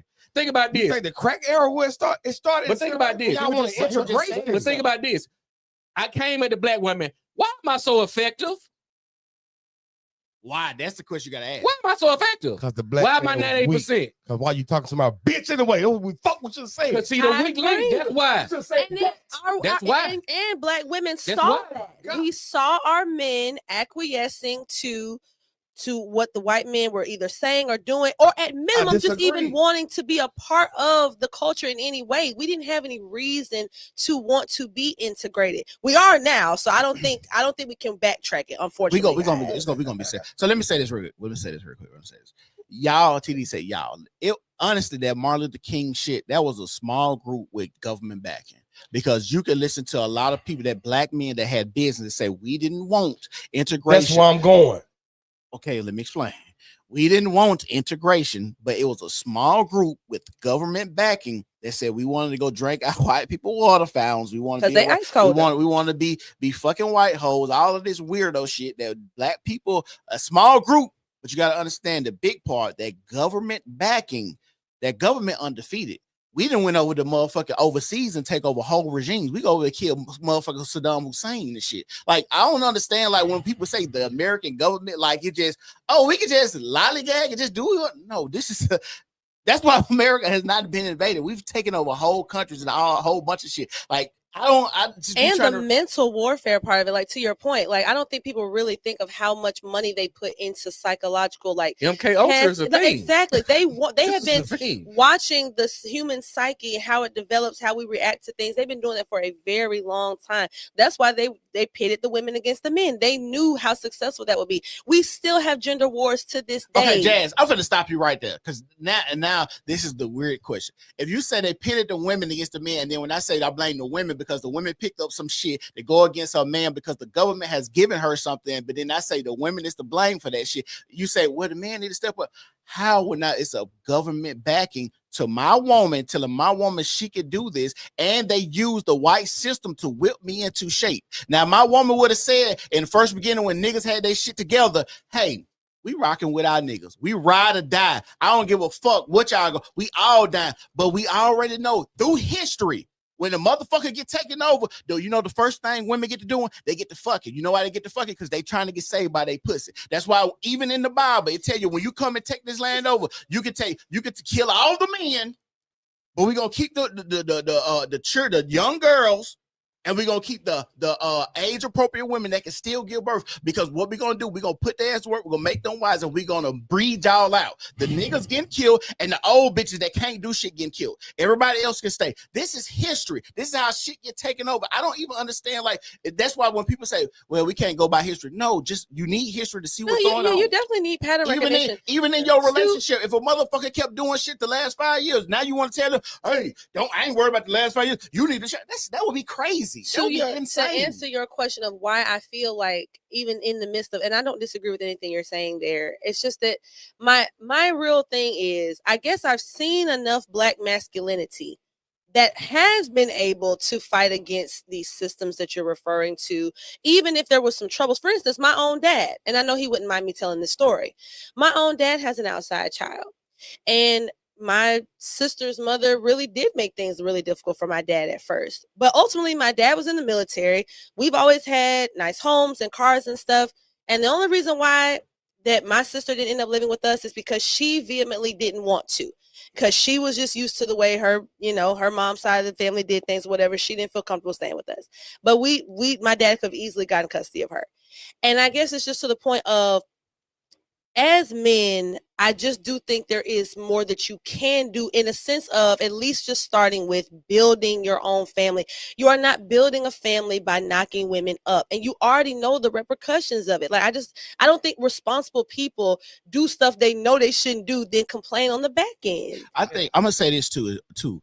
That all sounds fine and dandy, but then it's a lot of stuff is circumstantial. And what I mean by that is, even poverty Poverty breeds crime. That is a fucking fact. I don't give a fuck how you do it. You can't leave your front bike on the front yard. Like my kids leave their front bike on their front yard, like in the hood. You can't. Christmas time coming up, people got, and this is all systematic. I'm gonna give you this holiday. I'm gonna give you these birthdays. I'm gonna tell you these stuff where you got to go out and buy some. Valentine's Day. If I don't buy my bitch something, now she feel like I don't love her. What the fuck I gotta buy? I've been paying bills all year, but Valentine's Day come up, I don't get you nothing. Now you feel like I don't love you. Christmas come up. Now nigga and I gotta go rob them to get my kids something so they feel like I love them. This is how the government and systems and holiday, all this shit is playing on our mind, playing on our psyche. Because you gotta ask yourself. You think black people are the only people that go through that? We talking about us though. I'm saying, we talking about us, and we talking about the rate that it happens, because you got to ask yourself, these are statistical facts. Black people do commit 55% of the murders. Well, it's because we're emotional. Because we ain't got no daddies in the house. Can I say something? Ain't no daddies. I'm listening to you talk, and you're not making all your points of statistical facts. Not disputing none of that. But bro, look at you saying, my girl saying this and that. So now I'm finna go rob these niggas. Man, that's a decision a man gotta make not to do. Tell her we can't afford this thing. No, this year. bitch, no. How about that? Let me ask y'all something. Okay, let's have a real conversation. You still got it on me, say it. How smart? This be real. I think I take your head when I ask her to say something. I want to know. I'm a real nigga in real life. How smart are y'all think? Because we of course we will say for anything, even to say we talking about, okay, you know the repercussion of getting a woman pregnant. Okay, you know the repercussion of robbing somebody. You know the repercussion of stealing. We know that. So when we have these type of conversations, how smart do you think these people are to not fall in these traps? This is a serious question. If we talk about niggas and black people, I just want to know how smart do y'all think these people are to not fall in these traps? For a person, for just this, even this, the example I gave, one night stand, I meet this chick and I go have sex with her and I got her pregnant. I didn't think about running a rubber because I'm a person, I agree. Like, you should be able to have sex. We adults, okay, whatever. I don't believe in horrorism, but you know, I know people have sex, but they get her pregnant. Oh, you're a woman. You know how your body works. You ain't tracking ovulation. You know you're a whore. You out here sleeping around and shit. You ain't looking at your calendar on your phone. Your period just didn't go off. You ain't okay. Maybe this nigga need to wear a rubber. So this is what I'm asking you. These movements, these actions where people are just lustful and having sex and stuff, these ain't coming from well thought out individuals. That's what I'm saying. Like, it's the N-words. Right. So when we having the conversation about the N-words, it's just crazy that we put these people on it with high regards if they can make it out. TD just said we got to cut them off, but we having the conversation about the niggas because the niggas are the ones that seeping into our community. And if you are a person that's in that community that's trying to be with this person that's been on Section 8 generationally and say, hey, baby, we need to do this. We need to do this. How many people have y'all met or heard us say, well, I can't do that because my stamp's gonna get cut off? How many people have just not all around y'all, but seen on social media, oh, I can't do that, or I ain't gonna have nowhere to stay because I pay $27 a month. You know, I think that I really, if you don't mind, I really wanted to harp on something that I said a minute ago about the emotionality of Black people. I think that's a part that we're not getting. And I do wonder, in my own time, I've kind of tried to ponder of where it comes from. I would imagine it comes from a lot of things, of course, slavery, Jim Crow, those things. But we are just a generally emotional people. And that's a bad place to be. We do so much stuff off emotions. For instance, again, the fact that you literally cannot be in 2025, if you are a Black conservative, people will look at you as if you have 5 heads, like that you are the scum of the earth, that you are a disgrace to your community. I'm a disgrace to my community because of how I voted.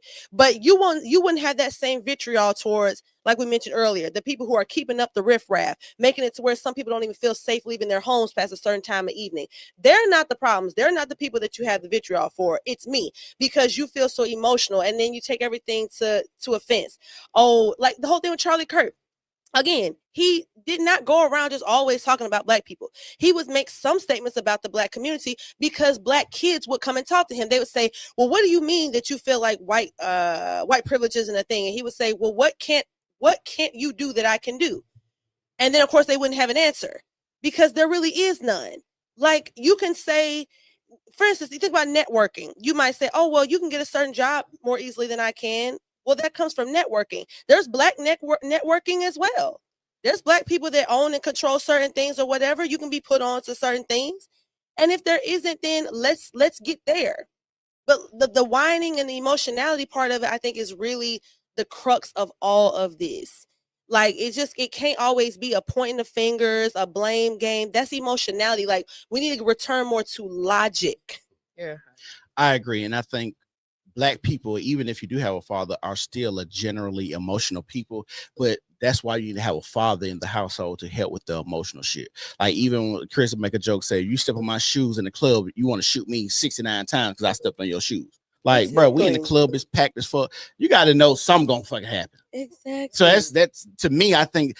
And can we not be disingenuous and stop saying, I'm sorry, I'm not trying to be funny. I know some of y'all said this earlier tonight. This is where I always disagree with people like, oh, white people do certain things. They do. Like, people love to give the example of after a football game and stuff. But I've been to many Alabama games, and I ain't seen nobody tearing up nobody's cars and beating. I ain't seen the type of stuff people swear happens all the time. But I do know something that does happen all the time. All the time at Black clubs, there's always fighting. And I've been to white clubs, and there is not always fighting. There's dancing to techno and people having a good time and fellowshipping together and even talking to people they wouldn't even normally usually talk to. But Black clubs is not like that, and we can stop being disingenuous and suggesting that they are. So that means somewhere along the way, culturally, we went left. And Charlie Kirk was a person that had the courage to say, culturally, it appears as though your group of people is ingesting something that's negative to your culture. It's polluting your culture. Not at your core, not you were born bad blood, but you accepting, like TD said, we won't cut off the lowest hanging fruit. Well, let me ask y'all this. I said the niggas. You said the low hanging fruit. Well, yeah. What's the difference? There's no difference. But I'm just saying. Okay, he said. Quote me correctly all the way. You got right to the last word and won't say no niggers. This the Let me Hard ask y'all- let me ask you a ER. question real quick. You got something? Go ahead. I want you to go ahead. it's the hypocrisy though, because you got a white That's man. what I was just finna ask. You got a white man telling me about my violence, but you rule over me, and we've witnessed you go in Vietnam, Yemen, Saudi Arabia, Kuwait, all these foreign countries, and literally commit genocide with your aid in Israel right now in Gaza. So it'd be like, I'm the dad, and let's say me and my wife, we smoking cigarettes and blunts every day, all day. My child, 9 years straight, 9 years old, 10 years old, he fired a blunt. Nigga, what the fuck you smoking that blunt for? I just watch you do 19,822 days of smoking blunts and cigarette, and you asking me why I'm doing it now? Right. So how can you fix your face to say, why am I being violent? The When I just seen you government, drop bombs on people. I'm sorry, but I feel that, but I also have a little bit of pushback. The government and the general white person are not the same people. That's why white people in general have a huge problem with the government. Like, so the government is its own thing. Like, yes, it is largely run by people who happen to be white, but they're not representative of white culture. Hence why, again, you don't see white people doing a lot of times the same types of crimes that Black people do. That's a little disingenuous. I'm gonna tell you why, right? Let's say if you do say it was touching kids, you don't say shit, but you know it. Are you complicit? Yeah. You complicit, right? Right. So we're saying the people they're not the representation of the military or white imperialism, but they stand up and do that Pledge of Allegiance every time. Get a Black man out the NFL, and we ain't supporting that, thousands of comments, letters, recommendations. Hey, he ain't patriotic. Get him out of there. We stand for liberty, justice for all, but liberty, justice for all tells us to drop bombs on babies in Yemen. When are our standards gonna not be because of their standards? Because the rulership sets the standards of the society. Who's your ruler, Chris? What you mean? Who run the dominant society? But mentally, spiritually, your ruler should not. Most of the stuff you have right now had to go through a white man or a Jewish person. Everything. You know why, Chris? Because niggas gonna always talk like that. It's not that. This is reality. This is facts. The reality is shaped by the mind of the people, man. But it's ruled by the dominant. I can think whatever I want. I'm coming in here with that SWAT team. Everybody lay down. We shoot some. I mean, we gonna march and protest today, ain't it? Or you gonna get your get back? The dominant rule, man. The thinkers think. That's what I'm saying. So when they set this tone, when they set the tone and show you, hey, we got movies, Active Valor, Sniper. How many military movies? Private Ryan. They show you, hey, this is how we go in foreign lands and dominate and come home safe. We're gonna do whatever to get ours back. Well, freedom isn't free. Like, right. That's a real thing. But if I'm white and he black and I'm showing him, hey, this how I get down for mine. What you doing for yours? Oh, yo, you ain't really to go over here and bomb no baby. You ain't gonna do nothing. So I listen to you talk. That's what I'm saying. You literally said the dominant say this. The dominant do this. Or do whatever you said. By you even conceding them, calling them the dominant, you know what the fuck we at? That's what I'm saying. I think if you observe anything, who's the most dominant basketball player? LeBron James. Shaquille O'Neal. Try again. He doesn't play right now. I said who was the most dominant? You said who? No, who was? It's Shaquille O'Neal. Well, probably unquestionable. Wilt Chamberlain. And we say that because of how he displayed dominance. He wasn't shooting threes, and we'll say he the most dominant. When we wouldn't say Steph Curry. Bulldozer niggas. Niggas knocking niggas over that way 330. But is he the most dominant now? He ain't playing now.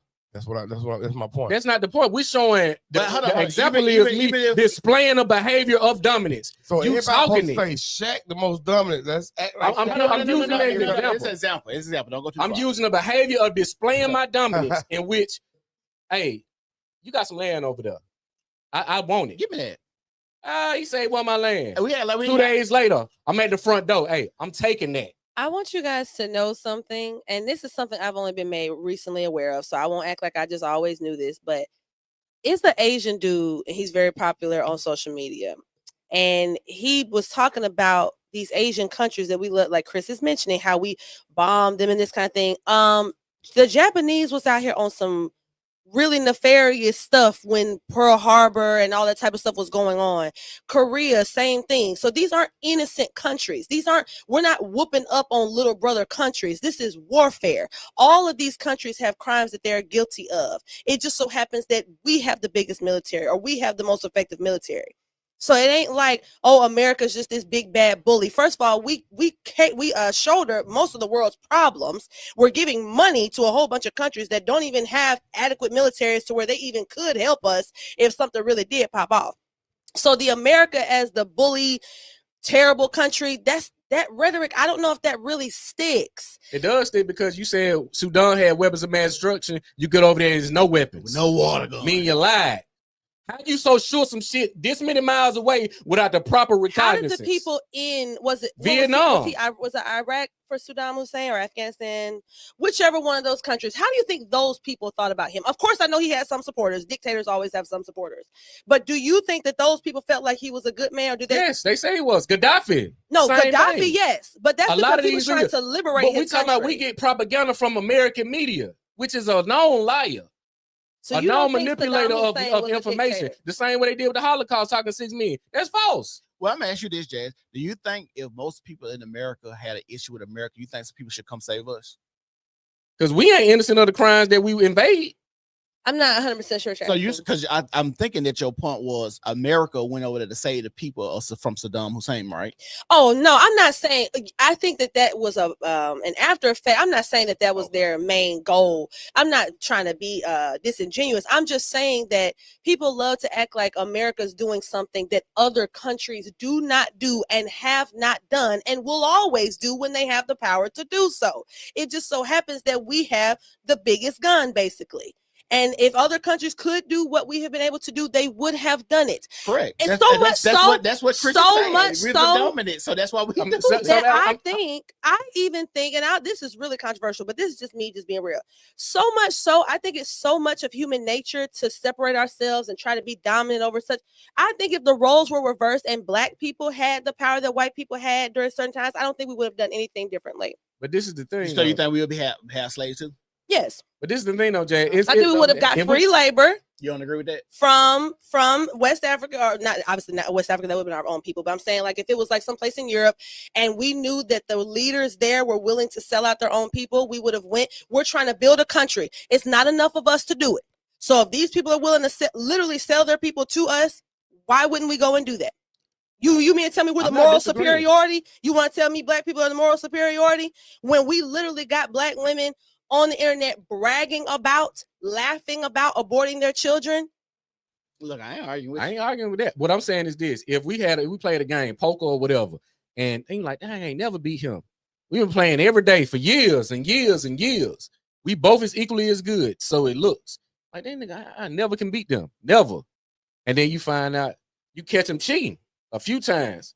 Now you know the game rig. You been beating me all this time. You been cheating this whole time, but trying to make it seem like it's a fair fight. So it's like we got this power, but we're intentionally maintaining the power by exerting dominance. So when we look at the black man saying, hey, put your bootstraps on and go and fight this, we don't have the capacity and the propensity that a white male has. When you look at the history, you talking Christian Crusades, you talking Trail of Tears. I'm gonna kill the buffalo. Animals go extinct fucking with this white boy. You know what kind of effort you got to go and find animals in the wild? It's That so you kill all of them and all of them gone. It this. take me a couple thousand to even go find them. And I still gotta find them. And I'm killing them off the earth. So we can't compete with that. The black man Why ain't don't built we for just that. but okay, I feel that, but why don't we just the same way the white man is using all these intellects and stuff for evil, why don't we gather the intellect and use it for something else? Because at the end of the day, they know how to do stuff, and that doesn't come from nowhere. I'm gonna say this. I know we look at, like, you know, killing people and taking over people as evil.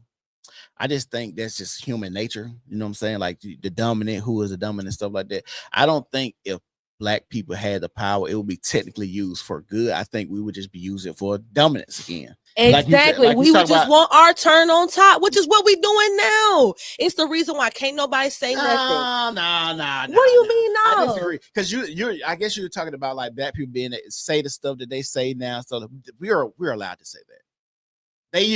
We're allowed to say that. Just like how they got motherfucking Jimmy Kimmel up out of here. If they want to get your ass about I'm saying, like the way black people have a race card that we get to play in any conversation when anything happens negative to a black person. We can always say it only happened because we were black. Other people cannot say that. When other people fail, they got to shoulder their failure. But I'm saying that's a paradigm shift. Not to mention, now this part I'm not going to be able to fully, you know what I'm saying, because I'm not white. But I will not lie to y'all and act like I don't get why white people are getting a little frustrated, because it is okay to talk about bad stuff happening to white people, to encourage bad stuff to happen to white people, whether it's deaths and all this type of stuff. But no other race of people can you do that for. And that's a paradigm shift, because we used to be in a time where, of course, that was the rhetoric towards black people. But now that's socially inappropriate. That's not politically correct to do. Now it's politically correct to say, well, if a few hunkies have to die, that's okay. That doesn't make it okay just because it's a paradigm shift. It's wrong when anyone does it or anyone says it. I'm not arguing on the wrong aspect. Yeah, so you're saying the point we celebrate his death? Is that what you're saying? Well, of course, the Charlie Kirk thing, because that's part of the video is about. But I think it's more examples than just that. It's just things I've seen, just like a cultural shift in how brazenly people are saying things about like killing white men, or white men need to be eradicated and stuff like that. Like, that's hate speech. That's the type of speech that got black people dealt the way that we were dealt. Now the paradigm has just shifted. We're the ones doing that type of talk. I don't think that means power. I understand that if I gotta keep, but we don't have consequences for it though. You're not gonna have consequences for it, because you're not gonna give them consequences, because we need race to keep going. We need racism to keep going, because racism is $1 billion industry.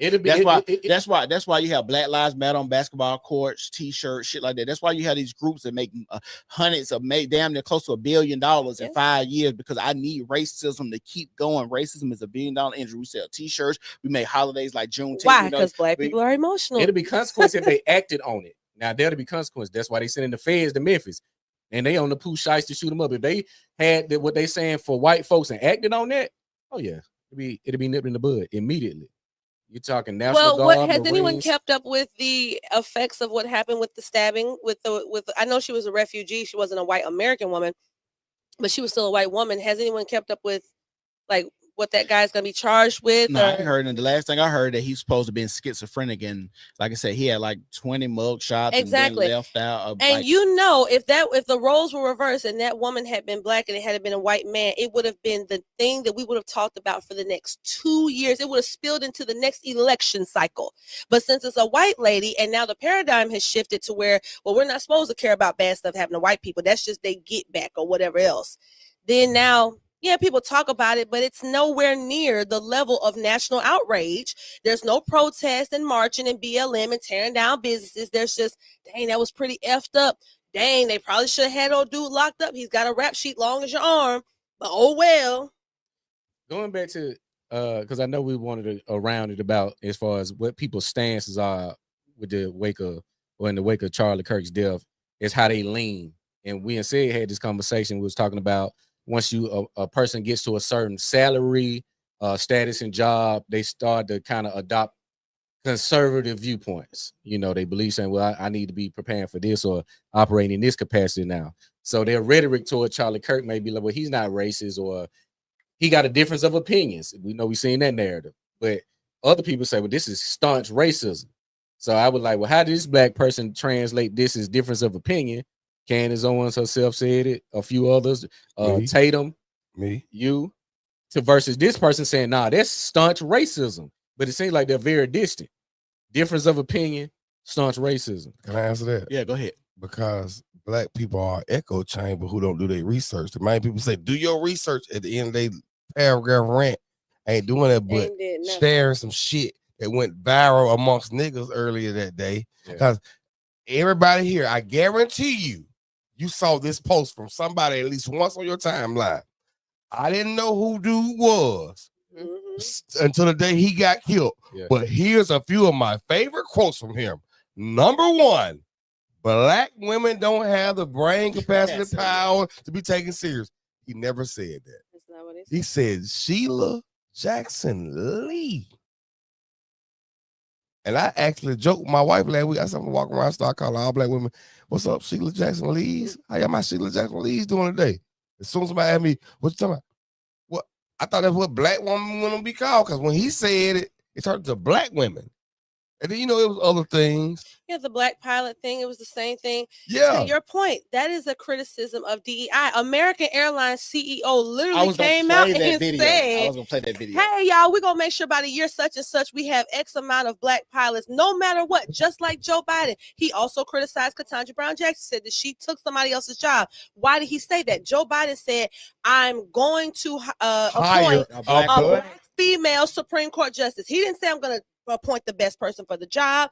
He didn't say I'm going to do my research. Same thing. Same thing with Kamala. Like, at what point do you, if they're proudly boasting about DEI, then when you call them out, then it's wrong. It's a clip. I wish I forgot to bring it with me because my whole thing flipped of what I wanted to take this with. But earlier this week, I saw a clip of Jasmine Crockett going off on him for calling her a DEI hire, and then she's in Congress doing this shit. Talking about, if it wasn't for affirmative action and DEI, I walked my first serious political job. I walked into the office and told me, yes, you should hire me because I'm what? That's the famous clip of her, right? I've never seen that. She's not even the only one. That's the one where everybody like, she ate. Oh yeah, bitch, she ate. Oh, that's that one. If it's a bunch of them, congratulations. How you mad at him for calling you that when you boasted about it? But years before he even said that, that's what you said. The man saying, I don't know what's. He ain't saying, oh, a black person over there. That motherfucker don't deserve that. He's not literally saying that. Yeah. He's saying, this company came out and said, say if you was a chef, and this is the best steak restaurant in Birmingham. You the best. You might be the best steak chef in Birmingham. But the owner, before he even hired you, said, I'm gonna hire a black woman. So everybody get that, like, hold on. Is this DEI? Or really is she the best? All he had to do, even if he wanted to just hire a black woman, just say, I'm gonna hire the best person available for this shit. And people would believe that he did that for them. This is how I view the black pilot shit.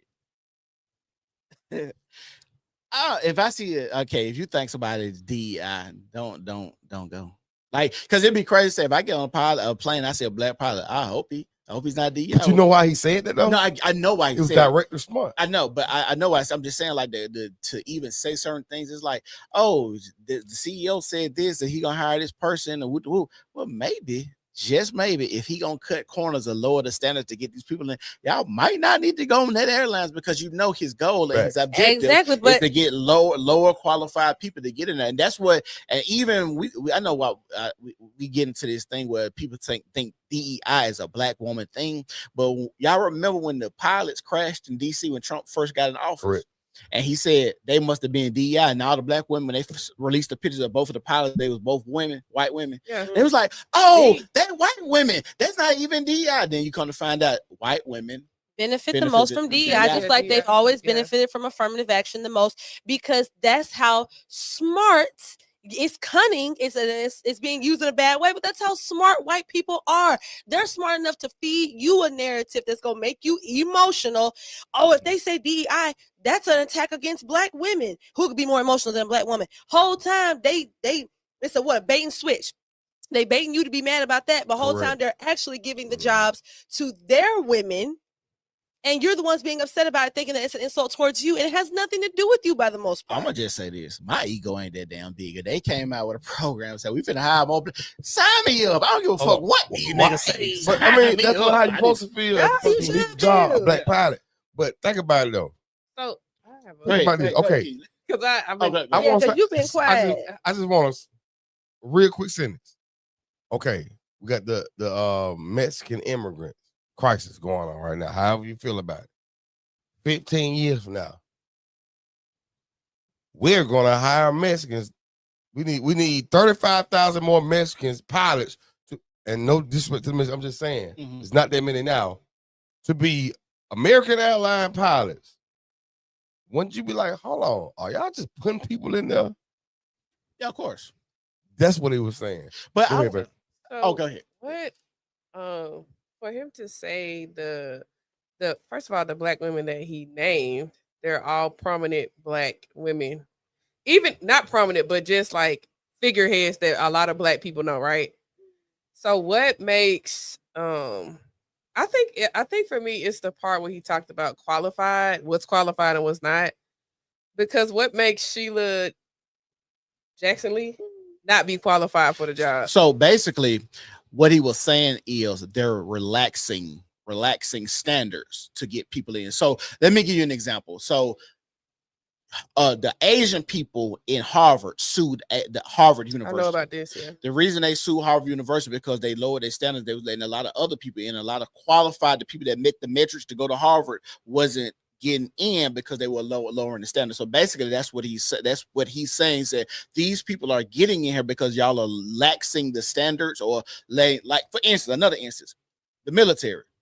Women wanted to be in the military. You got to run this mile in 5 minutes, but they say, okay, the women, y'all can run the mile itself. Like those are the things that makes it lax. And you be like, they're not really qualified. And I hear a lot of men, just not about race, but even men in the military talking about, if I got shot right now, what the fuck this 100-pound woman gonna do? She can't, all this equipment, she can't carry me back to motherfucking safety. But if she gets shot, I can tow her and her homegirl back, and they both say, but if I get shot out here, why would you put me with her?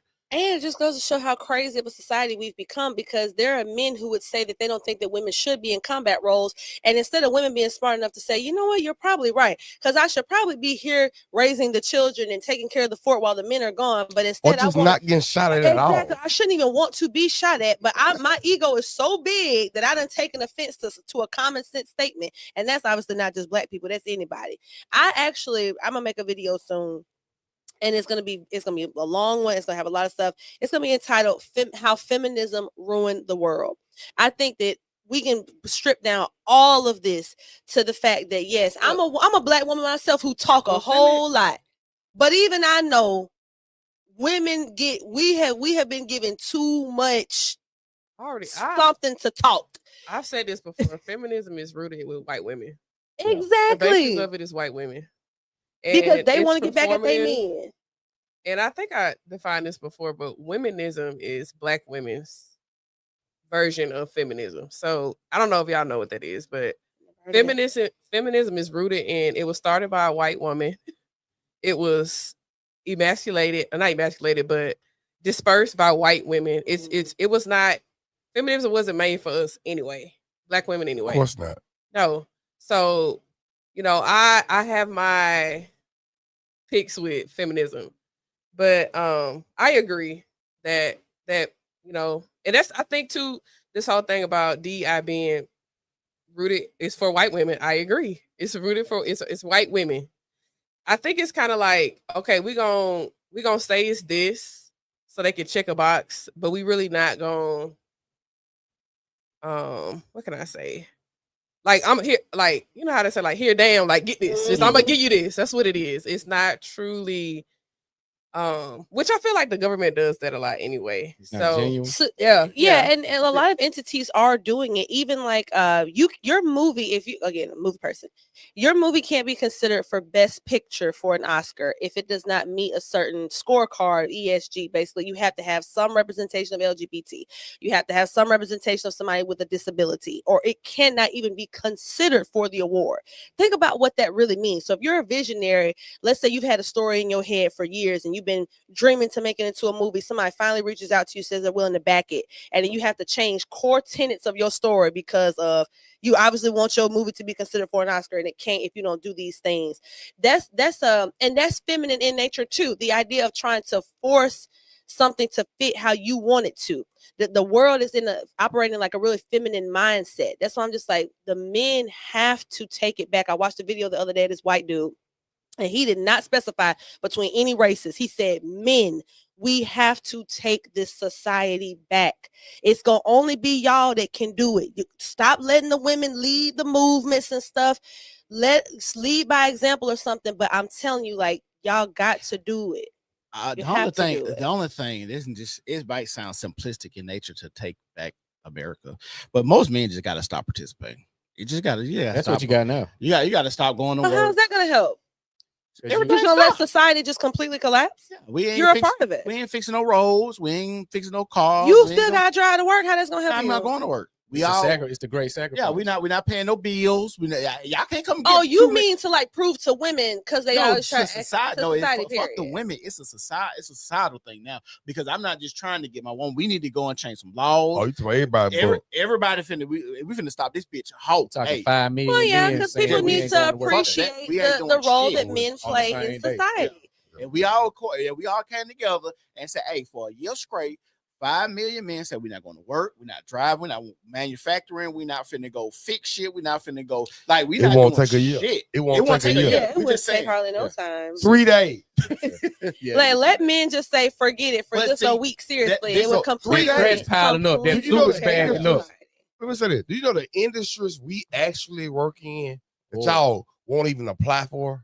The industries, like you just reminded me like what I wanted to say. We get dirty as fuck. Cleaning out sewage, like septic tanks. Like for real, if all men, like I said, what you say, 5 million for 3 days? Yep. Y'all seen what Philadelphia looked like when that trash started running? They had trash everywhere around that city. That shit was crazy. I saw a rat on the video besides my Great Dane. So this is what I want to say about DEI too. Another thing, trying to force. You gotta go. Okay, go ahead. We enjoyed you. Thank you for coming. Appreciate you, King.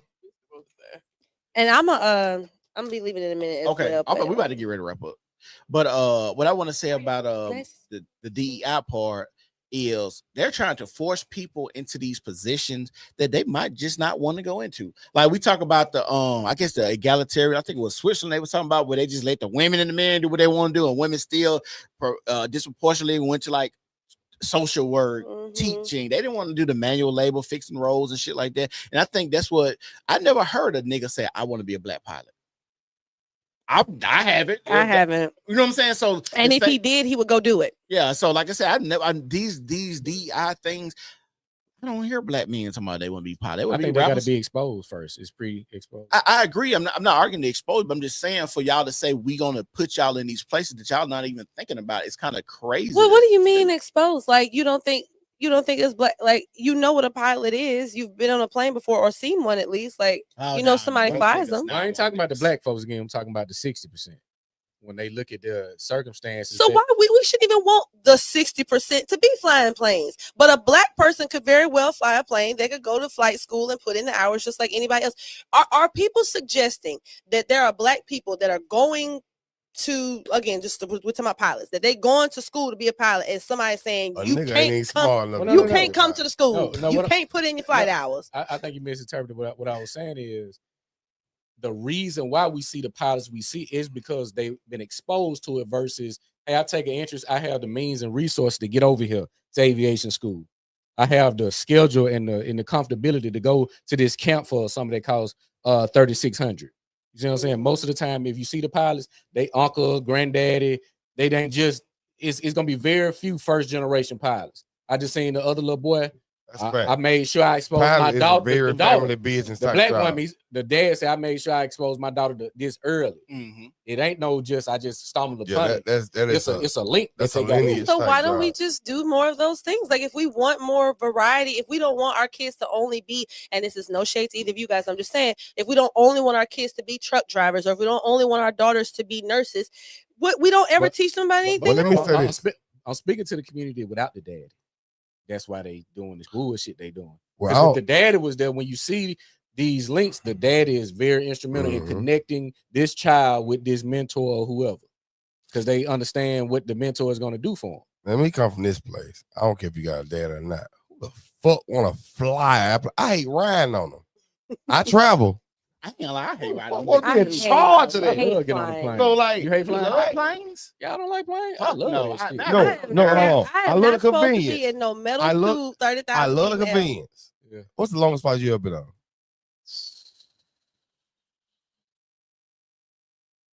Boy, maybe. Like, yeah, like 4 hours or something. Well, there's people Bro, that I fly. flew across the Atlantic Ocean to go to war. Yeah.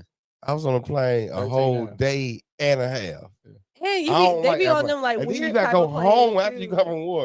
You gotta do that whole day and a half again. Yeah. Well, you look at the Atlantic Ocean. And It's nothing but you water woke- underneath. I it. woke up. We over water. I went to sleep over water. And then I woke up again. We over water. Then we finally got to New York. I don't You like swim? flying like y'all. Huh? I ain't gonna lie. Yes, I can. But nigga, you know what? 30, 40, 50,000 feet. Nah, I'm just asking because I can't swim from yeah, there. I look at like when Yeah, I'm on the plane, I'm in the plane. I ain't really thinking about the negative. I get, stuff. yeah, I ain't thinking I about mean, negative and you stuff. But I'm shouldn't. Don't saying, let like, us make that, because I wish I was like that. before then, I had flights like y'all, Exactly. 4 hours, 5 hours. To Tampa is like 2 hours at The the most max. I can do is 4. Birmingham to Houston, like hour and a half, hour 45. Yeah. But when you go cross to go to war, then you go overseas, like you're on a plane for a whole day. You done ate breakfast, lunch, and dinner, and breakfast again on the whole. That's a And little your different. feet ain't touched the ground. Like, put me on the I don't ground, like airplanes please. like that. So I ain't even mad at people not wanting to be pilots, because I don't want to be a passenger on some shit like that. So who want to be in charge of that shit? And how many, So I seriously, to commend say, everybody. like, I don't care what you is. how to many fly a black plane. people do you know that before this conversation, before it once again became an emotional talking point, how many black people were talking about being pilots? I don't know. I don't want And like I said, it's new, and now there is exposure because, like, even my wife, the school that she works with, it's a pilot school.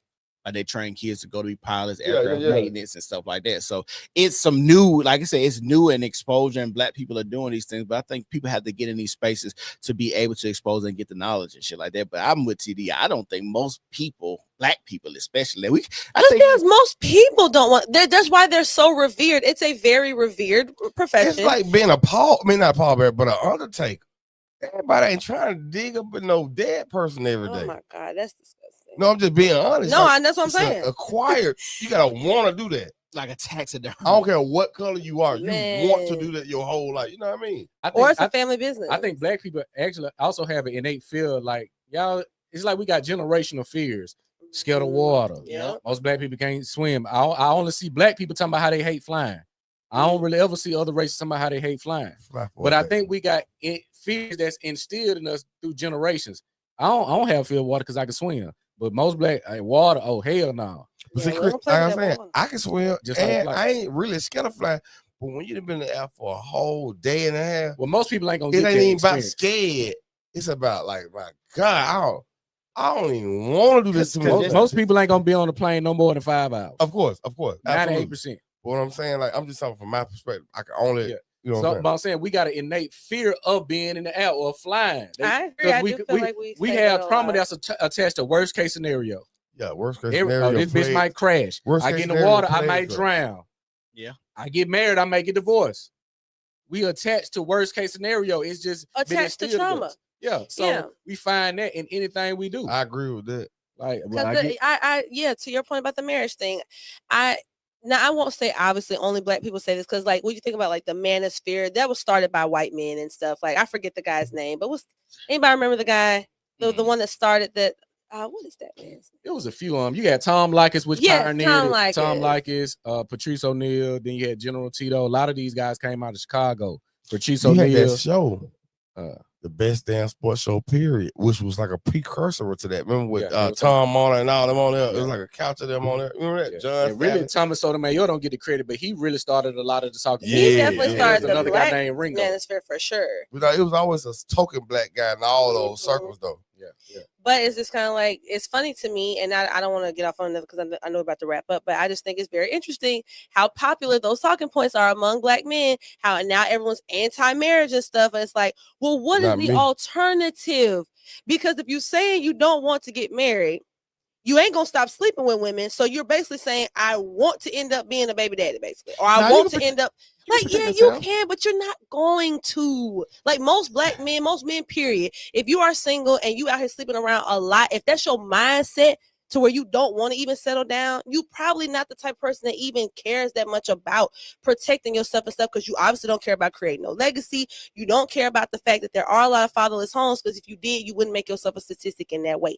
Now, if you creating legacy don't come from your kids, though. Like I think a lot of people say that, but creating legacy, I don't give a fuck. So I was on y'all side all the time. I ain't never been on women's side, and you just messed it up. Well, you can't agree with somebody 100% of the time. Yeah, I get 82%. My children ain't my legacy. What I do in my life, right? It's you leave for the world to benefit from. Yeah, that's my legacy. What I do and leave. I don't think. I'm gonna be honest with y'all. I think only black men think like that. I think all other men understand that your lineage is your legacy. Hence why you have kingdoms. Lineage and legacy. If it's a king, just like if you watch the Game of Thrones, that's why it was a whole big deal of why old dude was like an outside child or whatever. Like that's a big thing. Your lineage, who is attached to you. Like I'll test that right now. I ask you to name Picasso's greatest. What's Picasso's first or any children name, and then name his greatest art piece of artwork, and then Basquiat.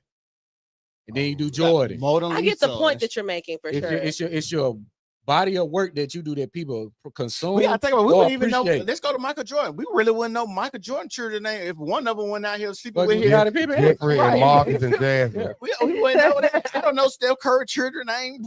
Jeffrey, Marcus, and Jasmine. Michael Jordan. If you was in Walmart standing behind her, you wouldn't know nobody but Marcus. Right. No, but if you knew these people personally, like let's say if you knew a person personally and he had done all these great things or whatever, but his kids just ended up getting completely jacked up and they never made anything of themselves, you wouldn't in any way like attach him to that. I give you an example. Hulk Hogan, his daughter outright wrote him off. His leg is still on. They got him on the WrestleMania Mount Rushmore. His daughter ain't nowhere near to be found. Ain't in no writing.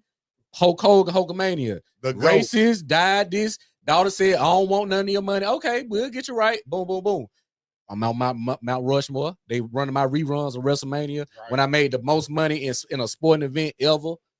So that's the legacy. But the lineage is what is my children gonna do after the fact or with what I left? Yeah, she ain't doing that. She said it's the way to make yourself immortal. And the thing is, the only way that your you ready? You ready to go? Oh, okay, hold on. We're gonna talk about it. But the only way that your kids kind of help your legacy is if they be as great as you. They build a party. Just you come.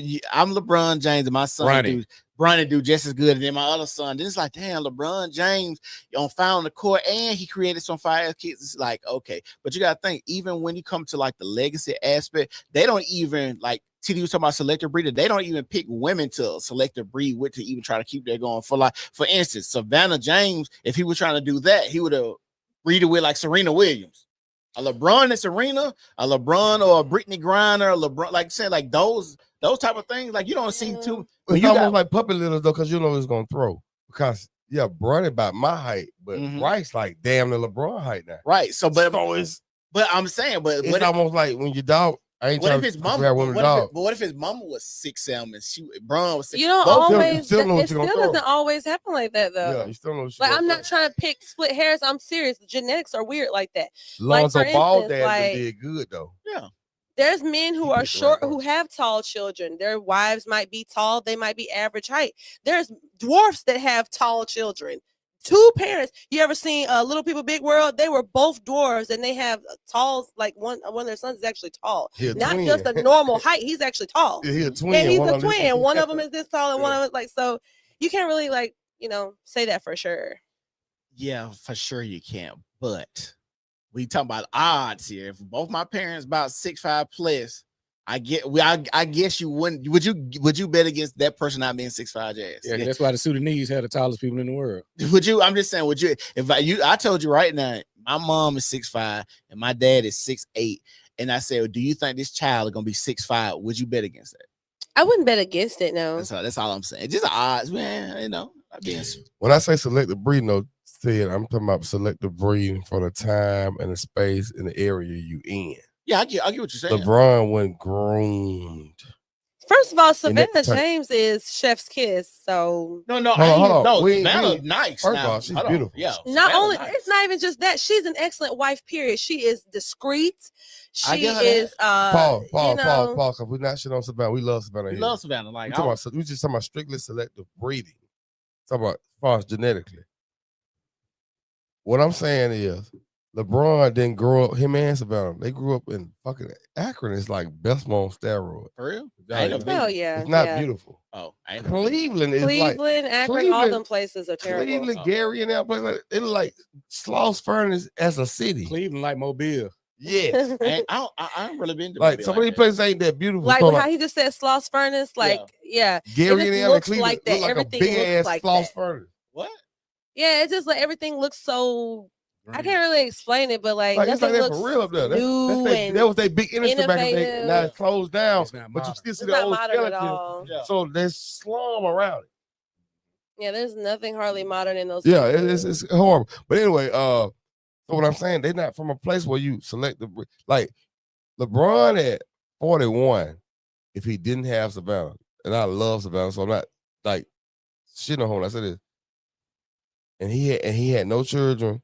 I bet you he'll choose differently to procreate with. You think so? Yes, I think he did a good job with it, what he had anyway. Mm-hmm.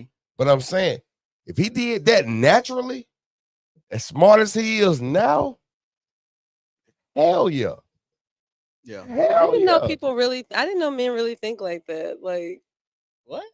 I mean, genetics. Like, I guess, like more so, like you don't want your kids to be like you wouldn't be with somebody who's dumb because you wouldn't want your kids to be dumb.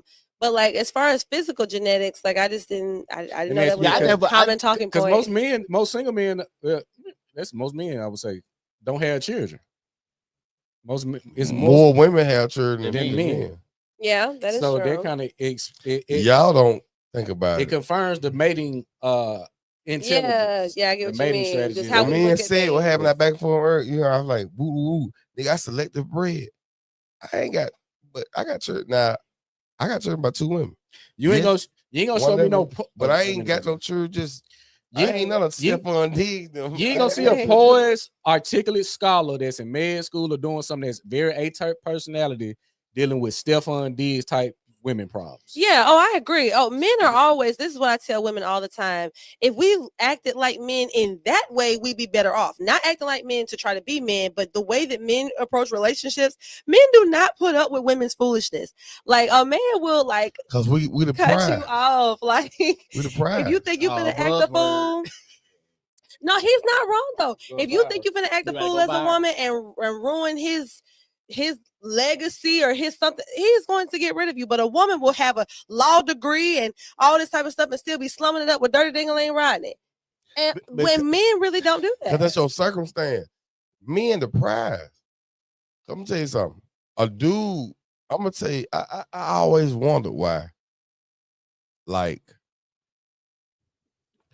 dudes who doing way better than the girl who's the cashier at McDonald's will have a baby by her.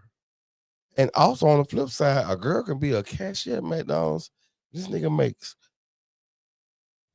100,000 more a year than your supervisor. I'm talking the big boss at your job, and you'll turn him down. Y'all do a better job of saying no.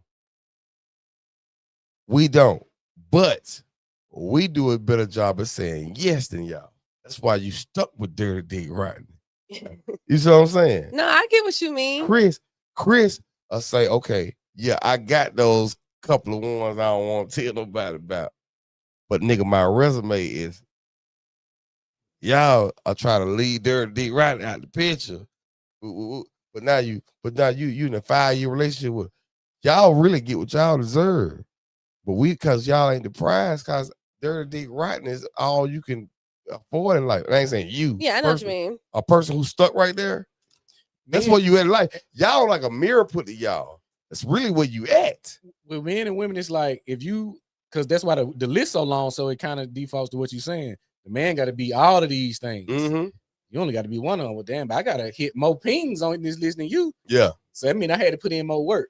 And then also I noticed women give their best to men that give the least.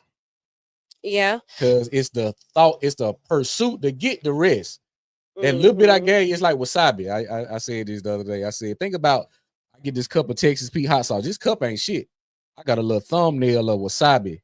That shit spicier than this cup of hot sauce. Yeah. See how little this little go a long way. So my little is a lot. Indeed. I'm gonna piggyback on top of that. Rodney, a pinch of salt cuter than Romello. And so since he a little bit cuter than him, you finna go through a 5-year struggle. Yeah, that This nigga right here, feet ugly when he take his boots off. Damn. That's the only difference between them. And that nigga be twins, but his feet ugly when he take his boots off. Now you saying, oh, fuck that, I don't like ugly feet. Now you well, because struggling. women love status symbols. It's like Dave Chappelle said, men buy nice cars because women like nice cars. You know what I'm saying? We like to be seen with what we deem to be aesthetically pleasing things. We like to be aesthetically pleasing ourselves, and we want our men to look like that as well. But Six the Goddess talks about that all the time. When women stop caring so much about men's looks, they will, I'm talking about, soar in life. Because a man's look should be almost quite literally the last thing that you care about with him. I don't think that's possible. Now, I'm not talking about hygiene and grooming. I'm talking about just like. But they go back to genetics too, because you got to think about procreation. Yeah, but ugly people make cute babies all the time. It really go back to hormones because it's biology at its core. So a man that's chiseled, less low percentage of body fat, he kicking out 3 times more testosterone. He might be ugly in the face. I'm talking about literally like a man that's just not. What I'm saying is like he said, not cute. My physical makeup is gonna speak to the testosterone that I'm kicking before you go. If I'm ripped or whatever, like athletes, that's why Tariq Hill gonna have 9 babies in a year. Yeah. His genetics, he kicking out 8 times more testosterone than I may be kicking out. Mm-hmm. The athletes, the physically, so women ain't gonna never disregard looks because it's the genetic and it's the product that you kicking out, which is that testosterone. She smelled that shit a mile away. This nigga is supreme alpha. Mm-hmm. I need him.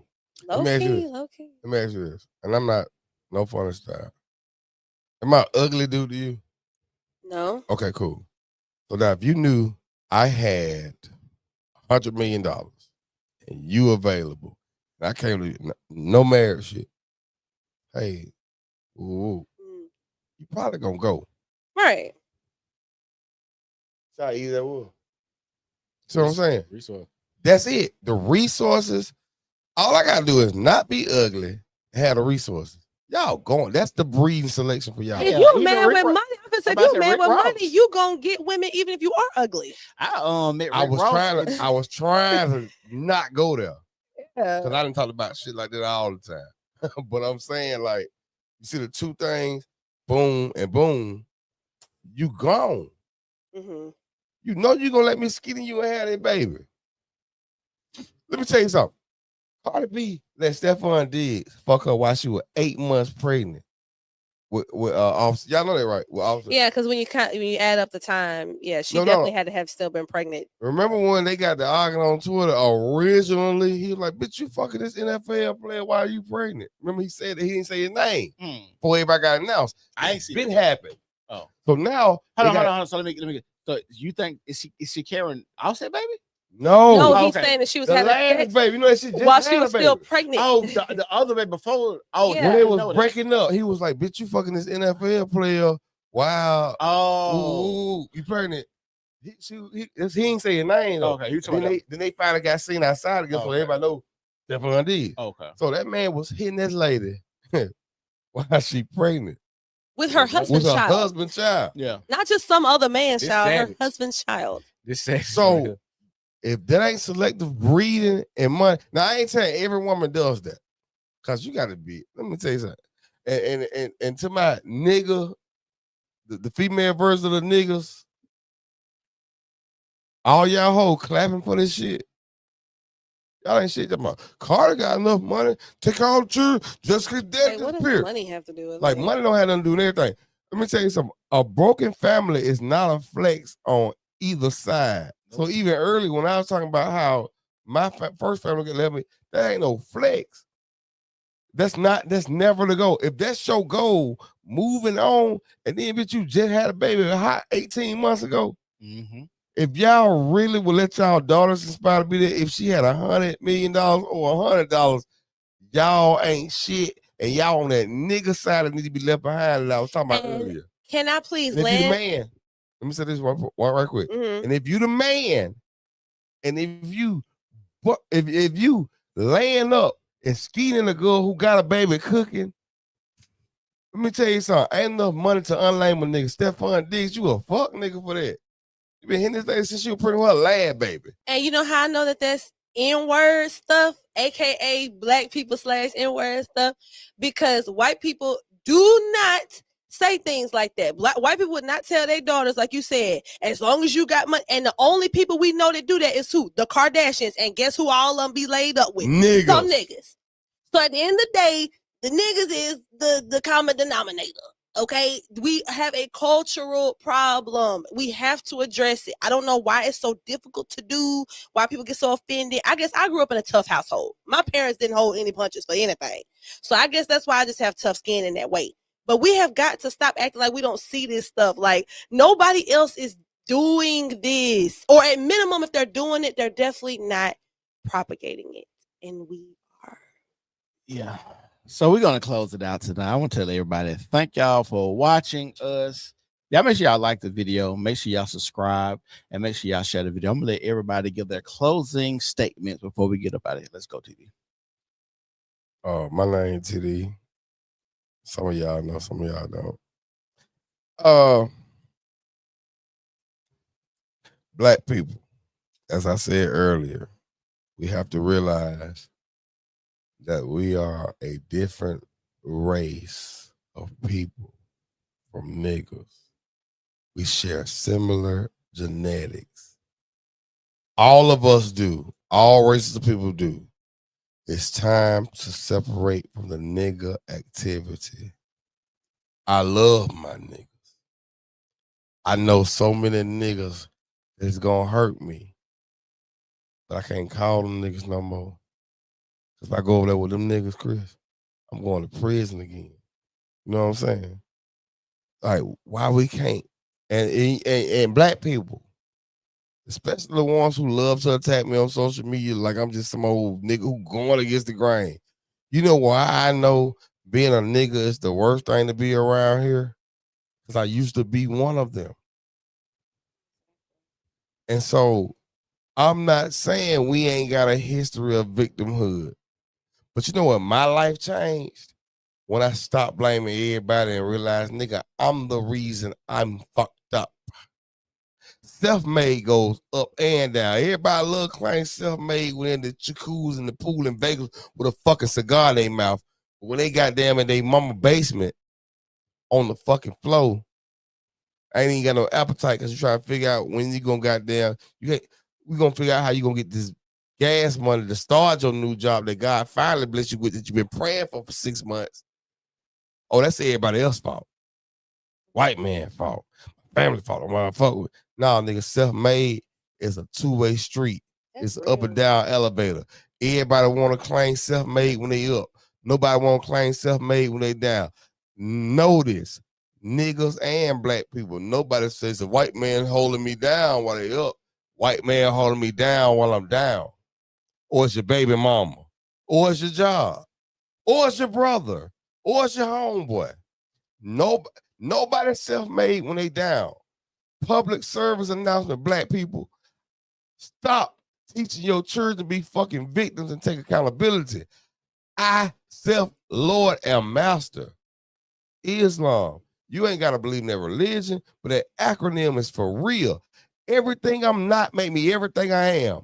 And everything I'm not, I could not be because I held myself back from. I hate to be that guy, but y'all need to hear that message. Hey, brother. All right, okay. Brother TD. How we follow that up? We're gonna go with Jazz next. Oh, okay. Well, of course, yes. It's been a pleasure to be on the show tonight. Of course, it's J Mac, aka Jay from the Chill Out J podcast. You guys make sure to subscribe to my YouTube channel. Great show, great intellectual minds. No N words here. Okay, only black people present tonight, and that's what I like. I love being around black people, contrary to popular belief. But it's the mother folks out on too tough care. And then, like TD said, we just need to learn there needs to be a separation, because if we don't separate, the world is going to always look at us all the same because we don't make any attempt to make a distinction between ourselves. And I don't think we should indict people for lumping us all together when we lump ourselves all together. Like, once we start to separate and then we say, hey, we understand what these people are doing over here, we don't condone this either. Now, if our brothers and sisters want to come to the other side, want to come into the knowledge, okay, we'll welcome them in and we'll teach them. But a lot of our brothers and sisters reject knowledge, and the Bible says that's a foolish thing to do. So at the end of the day, hey, I'm team black people, but I'm anti N words myself. So that's what I'm. Yeah. It was a great show tonight. Great topic, great dialogue. But where I'm at now is just you create your own definition of who you are and what you want to be. A lot of times I just don't I can't entertain the fact that somebody make blanket statements or create whatever rhetoric. If I don't see it really apply to me, I'm not gonna really be triggered enough to respond or give this person that power to think his words or banter or opinions affect me if he's talking to a whole demographic. So like I said, create your own definition, and you don't give people the power to critique you when you have no personal connection. So the critique I can't fall out with a person that ain't my friend. You see what I'm saying? Exactly, so because you don't care enough to. I don't expect that from you. So it shouldn't be as piercing or inflammatory as it is. But we just look to be the victim of some type of conversation, act, or whatever. But yeah, create your own definition and you live by that. Good. Oh, you want to talk about Saturday or Sunday? Tomorrow, Avondale Brewing Company. Shout out to Magic City Merc for I'm pulling up on setup. I'll be set up out with some luxury, vintage, premium items. Exactly. Designer. Homecoming sale is underway, and we got snapback starter jackets, your windbreaker sets.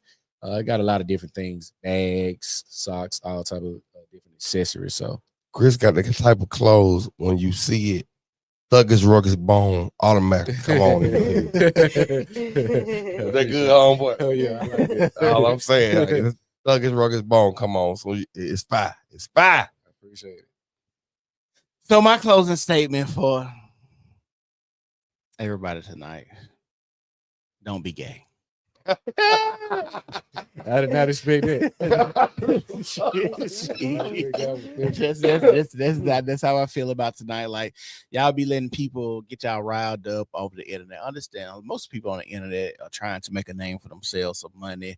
Most people are behind the camera and have a microphone in their hand, ain't really finna lead no marches, protests, or finna make your life better. A lot of these people talking about, especially white people, talking about black on black crime, ain't pulling up the hood, giving turkeys away, or trying to put these families back in order, or trying to have conversations actually with black men to see where did the black man go wrong and how can the black man go back to being the head of the family. We don't see none of this shit happening. Even with your quote unquote black power leaders, your Al Sharptons, your Jesse Jacksons, and Umar Johnsons. We don't see any of these people that are quote unquote black leaders in our community actually doing things to actually help black men be the heads of their household, their communities, give them tools, knowledge, putting together land, supermarkets, schools, just a whole bunch of things that's needed to actually be self-sufficient and be the ruler of your own land. I see a lot of black people mad at those white folks for moving. I forgot what it was, but middle of America, and it's a white only town. I think that is going to be the only way black people are going to be back, build themselves up, because you don't have the reliance of being in the white society and have the interference of the government and stuff like that. It needs to be black. When we had depended on each other, if it don't work, we put our heads together and we figure it out. And I think one of the things about being married too, gives me this mindset is that since I'm married, when problems do arise, it's like me and my wife get in there, you figure it out. Hey, we got to do X, Y, and Z. And I think the family dynamic should spill out into our community. That's why my grandma used to always tell me, you sweep around your doorstep first, and then you can help other people. Like I said, make sure y'all ain't getting bamboozled by motherfuckers just on the internet, because they ain't finna help you. Ain't nobody coming to save you but you. It's the New Normal Podcast, and we gone. Peace.